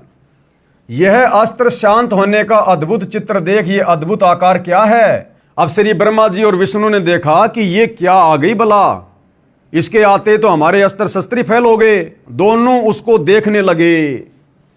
ऐसा ब्रह्मा और विष्णु परस्पर कहने लगे, यह इंद्रिय अगोचर स्तंभ अग्नि रूपशा क्या उठा है? हम दोनों को इसका ऊपर और नीचे का भाग देखना चाहिए कि यह कहां से आया हुआ है। इस प्रकार कहकर दोनों वीर मानी परस्पर मिलकर उसकी परीक्षा करने को बहुत शीघ्रता से गए। हम दोनों के मिलने से यह कार्य नहीं होगा, ऐसा कहकर विष्णु शुकर शरीर धारण कर, यानी सुअर का शरीर धारण किया विष्णु जी ने, और उसके मूल भाग को देखने नीचे चले गए। नीचे पाताल में चला गया नीचे देखने के लिए। और ब्रह्मा जी हंस का रूप धारण करके ऊपर का भाग देखने को गए। हरि यानी विष्णु पाताल स्थान को भेद कर दूर तक चले गए, परंतु उस अग्नि के समान प्रज्वलित स्तंभ का पार नहीं पाया और शांत होकर हरि उस युद्ध स्थान में चले आए। और ब्रह्मा जी आकाश मार्ग में चले गए। उन्होंने वहां केतकी का किंचित होना अद्भुत पुष्प देखा। यद्यपि वो बहुत वर्षों से टूटा था, परंतु उसमें बड़ी सुगंध थी और मलिन न था। ब्रह्मा और विष्णु के कृत्यों को देखकर भगवान परमेश्वर कौन? ये काल, ब्रह्मा और विष्णु के ऐसे इस कर्म को देखकर इस भगवान काल ने, परमेश्वर ने, स्तंभ है सो जगत के दर्शन और पूजन के निमित्त अणु मात्र बहुत छोटा हो जाएगा। ये लिंग मुक्ति और मुक्ति का साधन होगा। इसके दर्शन, स्पर्शन और ध्यान से ही प्राणियों के जन्म मरण छूट जाएंगे। यानी फिर से उसने वो लिंग पूजा शुरू कर दी जो अग्नि पर्वत के समान प्रादुर्भूत है। सो यह अरुणाचल नाम से जगत में विख्यात होगा। ये बड़ा भरी तीर्थ होगा। यहाँ प्राणियों के निवास करने या तनु त्यागने से मुक्ति हो जाएगी। यानी जो यहाँ पर आकर शरीर त्यागेगा उसकी मुक्ति हो जाएगी। रथ यात्रा, उत्सव, कल्याण और जनों के निवास योग्य ये स्थान होगा। यहाँ किया हुआ जप तप हवन करोड़ गुना हो जाएगा। ऐसी उल्टी साधना पर इस काल ने पूरे संसार को लगा रखा है। हमारे सब क्षेत्रों से ये श्रेष्ठ होगा। यहाँ मेरा स्मरण करते ही प्राणी मुक्त हो जाएंगे। इस प्रकार ये क्षेत्र महान और अत्यंत शोभित होगा। सब प्रकार के कल्याणदायक और सब प्रकार मुक्तिदायक होगा। जो यहाँ, अब ये काल ब्रह्म क्या कह रहा है? जो यहाँ लिंग में मुझ लिंगेश्वरी की पूजा करेंगे उन्हें शालोक्य, सामीप्य, सारूप्य, सृष्टि, सामुज्य ये पांचों मुक्ति क्रिया के फल को प्राप्त हो जाएगी। और यहाँ पूजन करने से तुम भी सब मनोरथों को प्राप्त होंगे। नंदीकेश्वर बोले, इस प्रकार भगवान ने उन नम्र हुए ब्रह्मा और विष्णु पर अनुग्रह करके उनके युद्ध जो परस्पर उनकी सेना मारी गई थी उन सबको अपनी शक्ति से जीवाकर उठाया, जिस शक्ति में अमृत की धारा रहती है, और उन दोनों की अज्ञानता और वैर को दूर करने के अर्थ दोनों से कहा, मेरे सकल और निष्कल भेद दो रूप हैं परंतु और ईश्वर नहीं, इस कारण उनके दो रूप नहीं हो सकते। पहला स्तंभ और पीछे मूर्तिमान रूप। यानी ये दोनों रूप उस काल के ही थे। वो काल ये कहना चाह रहा है कि ये दो रूप नहीं हो सकते, अलग अलग नहीं हो सकते। पहले वो स्तंभ रूप भी मेरा ही था परंतु और ईश्वर नहीं, इस कारण उसके दो रूप नहीं हो सकते। पहला स्तंभ रूप और पीछे मूर्तिमान रूप धारण किया। इसमें ब्रह्म रूप निष्कल है और ईश्वर रूप सगुण है। मेरे ये दोनों रूप सिद्ध हैं, दूसरे किसी के नहीं हो सकते। इस कारण तुम दोनों को अथवा दूसरों को ईश्वर की प्राप्ति नहीं हो सकती। तुमने जो अज्ञानता से अपने को ईश माना ये बड़ा अद्भुत हुआ। उसके दूर करने को ही मैं रण क्षेत्र में आया। अब तुम अपना अभिमान त्याग कर मुझ ईश्वर में अपनी बुद्धि लगाओ। मेरे प्रसाद से लोक में सब अर्थ प्रकाश करते हैं। मुझ गुरु के वचन ही तुमको बारंबार प्रमाण है। तुम्हारी प्रीति से ही ये गूढ़ ब्रह्म तव मैं तुमसे कहता हूँ। मैं ही पर ब्रह्म हूँ और मेरा ही कल अकल रूप है। ब्रह्म होने से मैं ईश्वर हूँ। अनुग्राही कही मेरा कर्तव्य है। सर्वव्यापी होने से और जगत के वर्धक होने से मैं ब्रह्मा हूँ। हे ब्रह्म केशव, समत्व और व्यापक होने से मैं आत्मा हूँ और संपूर्ण जीव आत्मा नहीं है, इसमें संदेह नहीं। अनुग्रह से ही ये सर्ग के अंत तक जो जगत का कर्ते और पंचक है, मैं इस सब का ईश हूँ। ये मेरा है, मेरे सिवाय किसी दूसरे का नहीं है। प्रथम तो ब्रह्म तत्व ज्ञान के निमित्त निष्कल ब्रह्म का प्रादुर्भाव हुआ है। यानी ये काल भाई और बहनों अटपट करने लगा, अपने सिवा किसी और को भगवान ना कोई मान ले, इसके लिए ये अपने आप को ही परमात्मा विख्यात करने लगा उन दोनों के बीच में। तो इस प्रकार भाई और बहनों ये बहुत सारी बातें जो पूज्य गुरुदेव भगवान ने ऊपर हमारे को मौखिक बताई थी, ये सारी के सारी बातें, सारे के सारे ये प्रमाण आपको यहाँ पर इस रुद्र संहिता के अंदर बिल्कुल साफ साफ देखने और पढ़ने को मिल जाएंगे। आप जी ये देख सकते हैं, आपकी आंखों के सामने है। अब गुरुदेव क्या कह रहे हैं? उपरोक्त शिव महापुराण के प्रकरण से सिद्ध हुआ कि श्री ब्रह्मा जी, श्री विष्णु जी तथा श्री शिव जी की माता श्री दुर्गा देवी अष्टंगी देवी है तथा पिता सदाशिव अर्थात काल ब्रह्म है, जिसने श्रीमद् भगवद गीता का ज्ञान श्री कृष्ण जी में प्रवेश करके बोला था। इसी को क्षर पुरुष, क्षर ब्रह्म यानी ज्योति निरंजन काल ब्रह्म भी कहा गया है। यही प्रमाण श्रीमद् भगवद गीता अध्याय 14 श्लोक नंबर 3 से 5 में भी है कि रजगुण ब्रह्मा, सतगुण विष्णु और तमगुण शंकर, तीनों गुण प्रकृति अर्थात दुर्गा देवी से उत्पन्न हुए हैं। यानी रजगुण ब्रह्मा, सतगुण विष्णु, तमगुण शिव जी, ये तीनों गुण इस प्रकृति देवी अर्थात अष्टंगी अंबिका जगदम्बा इस दुर्गा से उत्पन्न हुए हैं काल के सहयोग से। प्रकृति तो सब जीवों को उत्पन्न करने वाली माता है। प्रकृति यानी ये दुर्गा, काल कह रहा है कि ये जो प्रकृति है ना, ये दुर्गा, ये तो सब जीवों को उत्पन्न करने वाली है। और मैं कौन? ये गीता का ज्ञान देने वाला ब्रह्म सब जीवों का पिता हूं। मैं दुर्गा प्रकृति के गर्भ में बीज स्थापित करता हूं, यानी दुर्गा के साथ में शारीरिक संबंध बनाकर इस प्रकार से मैं उत्पत्ति करता हूं, जिससे सबकी उत्पत्ति होती है। ये तीनों गुण कौन से? रजगुण ब्रह्मा, सतगुण विष्णु, तमगुण शिव जी ही जीवात्मा को शरीर में बांधते हैं। यानी सब जीवों को काल के जाल में फंसाकर रखने वाले ये तीनों देवता हैं, तीन गुण हैं ये। इसीलिए इस काल ने गीता अध्याय 7 श्लोक नंबर 12 से 15 में इन तीनों गुणों के द्वारा जिनकी बुद्धि हरी जा चुकी है उनको 4 गालियां दी है। यानी जो केवल ब्रह्मा विष्णु महेश की भक्ति तक सीमित हैं, ऊपर इस काल की भक्ति नहीं करते, काल ने उनके लिए कहा कि वो तो आसुर स्वभाव को धारण किए हुए मनुष्यों में नीच दूषित कर्म करने वाले मूढ़ मूर्ख मुझको भी नहीं भजते।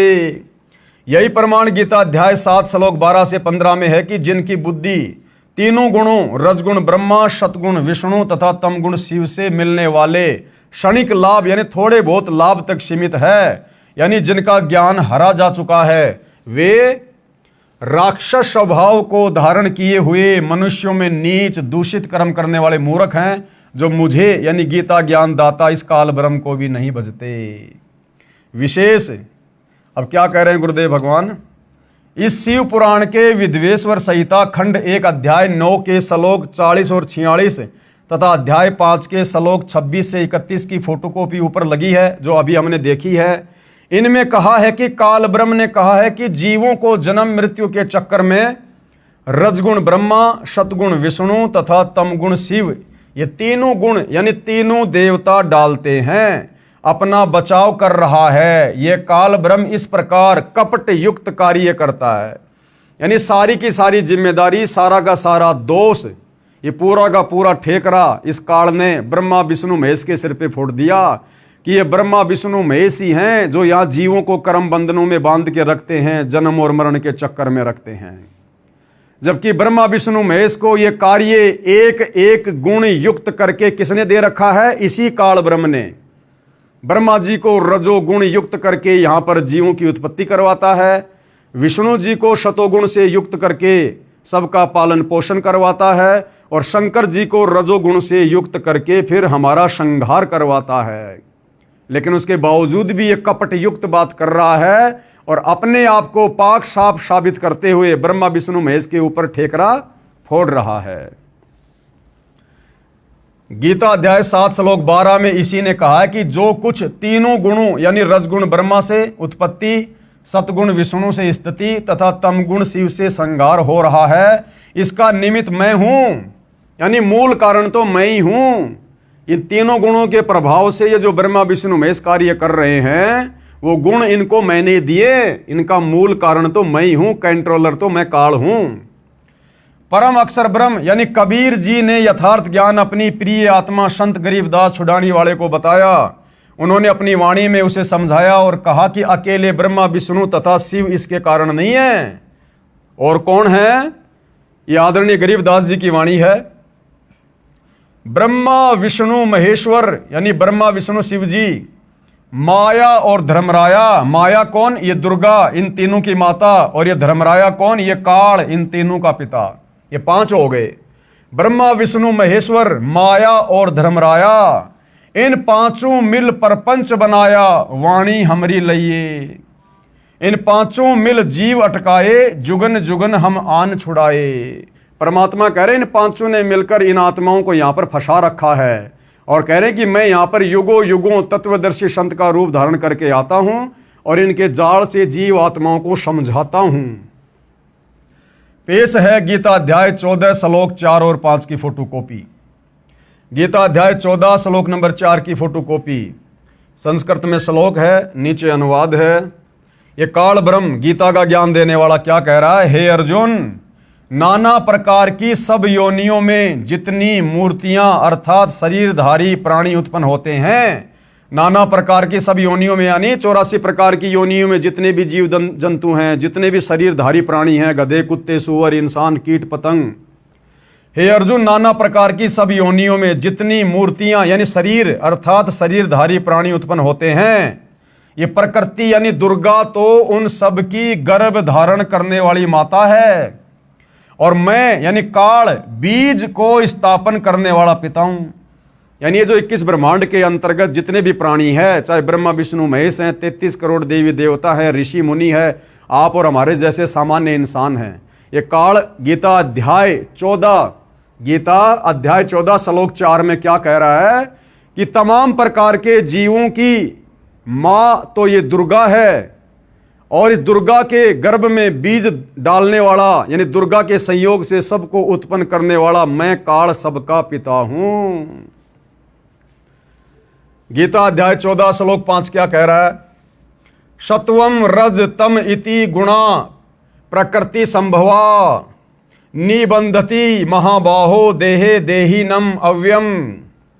ये काल ब्रह्म क्या कह रहा है? हे अर्जुन, सत्व गुण, रजोगुण और तमोगुण यानी ब्रह्मा विष्णु महेश, ये प्रकृति से उत्पन्न तीनों गुण, प्रकृति कौन? दुर्गा से उत्पन्न ये तीनों गुण कौन? रजगुण ब्रह्मा, सतोगुण विष्णु, तमोगुण शिव जी, अविनाशी जीव आत्मा को शरीर में बांधते हैं। यानी हम सबकी आत्माएं अविनाशी है, आत्मा कभी किसी की नहीं मरती, लेकिन इस अविनाशी आत्मा को इस काल के रिमोट से ये ब्रह्मा विष्णु महेश यहां पर कर्म बंधनों में बांध के रखते हैं तीनों गुणों के प्रभाव से। तो बताओ भाई और बहनों, तीनों गुणों के प्रभाव से हम सभी इंसानों को कर्म बंधनों में बांधने वाले कौन? ब्रह्मा विष्णु महेश। और ब्रह्मा विष्णु महेश के माध्यम से हम सभी जीव आत्माओं को बंधवाने वाला कौन? ये काल और दुर्गा। और सारा संसार इसी काल और दुर्गा की और इस ब्रह्म की पूजा में लगा हुआ है, जिन्होंने हम सबको यहां पर कर्म बंधनों में बांध रखा है, जन्म और मृत्यु में रखते हैं। तो भला इनकी पूजा करने से हमारी मुक्ति कैसे होगी? ये विचारणीय विषय है। इसलिए गीता अध्याय 4 श्लोक नंबर 34 में ये गीता का ज्ञान देने वाला काल ब्रह्म सच्चाई बता रहा है कि अर्जुन, अगर तुझे जन्म और मरण से छुटकारा चाहिए, परम शांति को प्राप्त करना चाहता है, उस सनातन परम धाम सतलोक में जाना चाहता है, तो भैया किसी तत्वदर्शी संत की खोज कर ले, उस तत्वदर्शी संत से उपदेश ले। वो तत्वदर्शी संत तुझे परमात्म तत्व का ज्ञान बताएगा, तुझे भक्ति और मुक्ति का मार्ग बताएगा, मेरे इस 21 ब्रह्मांड से बाहर निकलने का, कर्म बंधनों से मुक्त होने का मार्ग बताएगा। तब तेरी गति होगी, तेरी सदगति होगी, तुझे पूर्ण मुक्ति मिलेगी। फिर उस परम धाम सतलोक में जाने के बाद गीता अध्याय 18 श्लोक 62 में कह रहा है कि फिर उस सनातन परम धाम में जाने के बाद ये प्राणी वापस लौटकर संसार में नहीं आता है। तो भाई और बहनों, वह तत्वदर्शी संत आज वर्तमान में धरती पर सतगुरु रामपाल जी हैं। ये स्वयं परम अक्षर ब्रह्म हैं, सच्चिदानंद घन ब्रह्म हैं। ये स्वयं ही कबीर देव हैं, क्योंकि स्वयं कबीर देव के अलावा तत्वदर्शी संत की भूमिका संसार में कोई भी नहीं कर सकता। इस 21 ब्रह्मांड का स्वामी काल ब्रह्म, और काल ब्रह्म कह रहा है कि मुझे भी तत्व ज्ञान नहीं है। तो बताओ फिर तत्वदर्शी संत को कैसे हो जाएगा, यदि तत्वदर्शी संत भी आप और हमारी तरह एक सामान्य इंसान होगा और काल के 21 ब्रह्मांड का निवासी होगा। इसलिए जो तत्वदर्शी संत है, जिसके विषय में गीता ज्ञान दाता अध्याय 4 श्लोक 34 में अर्जुन से कह रहा है, वह तत्वदर्शी संत स्वयं ही परम अक्षर ब्रह्म होता है, और वर्तमान में वह तत्वदर्शी संत सतगुरु रामपाल जी है। भाई और बहनों, जितना जल्दी हो सके इस शुभ अवसर का लाभ उठाओ, इस ज्ञान को अच्छे से समझकर अति शीघ्र सतगुरु रामपाल जी की शरण ग्रहण करो, अपनी मुक्ति का मार्ग प्रशस्त करो। आप ये ना सोचो कि मुझे कोई दिक्कत नहीं है, मेरा तो बढ़िया परिवार है, बढ़िया बिजनेस है, लंबी गाड़ी है, बड़ी कोठी है, बच्चे मेरे नौकरी लग रहे हैं, मैं बड़ा अधिकारी हूं, या मैं तो पेंशन आ गया हूं, हजारों लाखों रुपये मेरी पेंशन है। भाई और बहनों, जीवन केवल इतना ही नहीं है। अरे ये सुख कितने दिन का, 10, 20, 50 साल का। अगर आप कोई अधिकारी है, कोई मंत्री है, मान लो आपकी कल को पेंशन बन जाएगी, तो कब तक का सुख है ये? जब तक जियोगे तब तक तो पेंशन मिलेगी। और बुढ़ापे का कष्ट वो पेंशन दूर नहीं कर सकती। जब शरीर में कोई रोग हो जाएगा, भयंकर पीड़ा होगी, कैंसर होगा, वो पेंशन दूर नहीं कर पाएगी। अपने कर्मों का फल तो भोगना पड़ेगा। और ये शरीर छूटने के बाद फिर अगला जन्म मिल गया लक 84 में गधे कुत्ते सूअर का, क्योंकि विधान है जाना पड़ेगा। क्योंकि एक मनुष्य जन्म लक 84 योनियां भोगने के बाद मिलता है। तो ये मनुष्य जन्म यदि तुमने सत भक्ति करके सफल नहीं किया, तो अगला जन्म कहां? गधे कुत्ते सूअर का। अब बताओ फिर सूअर की योनि में तुम्हें कौन पेंशन देगा? कौन तुम्हारे बेटा बेटी बुढ़ापे में तुम्हारी सेवा करेंगे? कौन तुम्हें इज्जत देगा? तो अपने आगे का भविष्य देखो, अपने अगले जन्म देखो, अपनी ज्ञान वाली आंखों को थोड़ा आगे फैलाओ, थोड़ा आगे का देखो, सोचो। और आगे का देखा सोचा जाएगा तत्वदर्शी संत के सत्संग सुन के। अन्यथा ये काल सबकी आंखें बंद रखता है। इसने ब्रह्मा विष्णु महेश की आंखें बंद कर रखी है। अध्यात्म के मामले में आप और हमारी 2 कोटि के जीवों की कैसे खुलने देगा? तो भाइयों और बहनों, आज मौका है। परमात्मा स्वयं धरती पर तत्वदर्शी संत के रूप में प्रकट हैं। यदि इनकी भक्ति करके मुक्ति प्राप्त कर लेते हैं तो हमारा पीछा छूट जाएगा। अन्यथा फिर युगों युगों के लिए हम इसी प्रकार से कर्म बंधनों में बंध जाएंगे और ये हमारी दुर्गति काल इसी प्रकार से करता रहेगा। तो भाइयों और बहनों, आज के वीडियो में केवल इतना ही। कल परमेश्वर के आशीर्वाद से हम पवित्र पुस्तक हिंदू साहिबान नई सिमजी गीता वेद पुराण इसके 6ठे अध्याय में चलेंगे। और 6ठे अध्याय में फिर हम क्या देखेंगे? श्री ब्रह्मा, श्री विष्णु व शंकर जी ही 3 देवता है और ये ही 3 गुण हैं जो हमारे को, यानी इस अविनाशी आत्मा को शरीर में बांध के रखते हैं, काल का भोजन बना के रखते हैं। तो आज गुरुदेव के आशीर्वाद से केवल इतना ही। गुरुदेव हम सभी को आज्ञा दें, आशीर्वाद दें, हमारा मार्गदर्शन करें। बंदी छोड़ सतगुरु रामपाल जी भगवान की जय हो।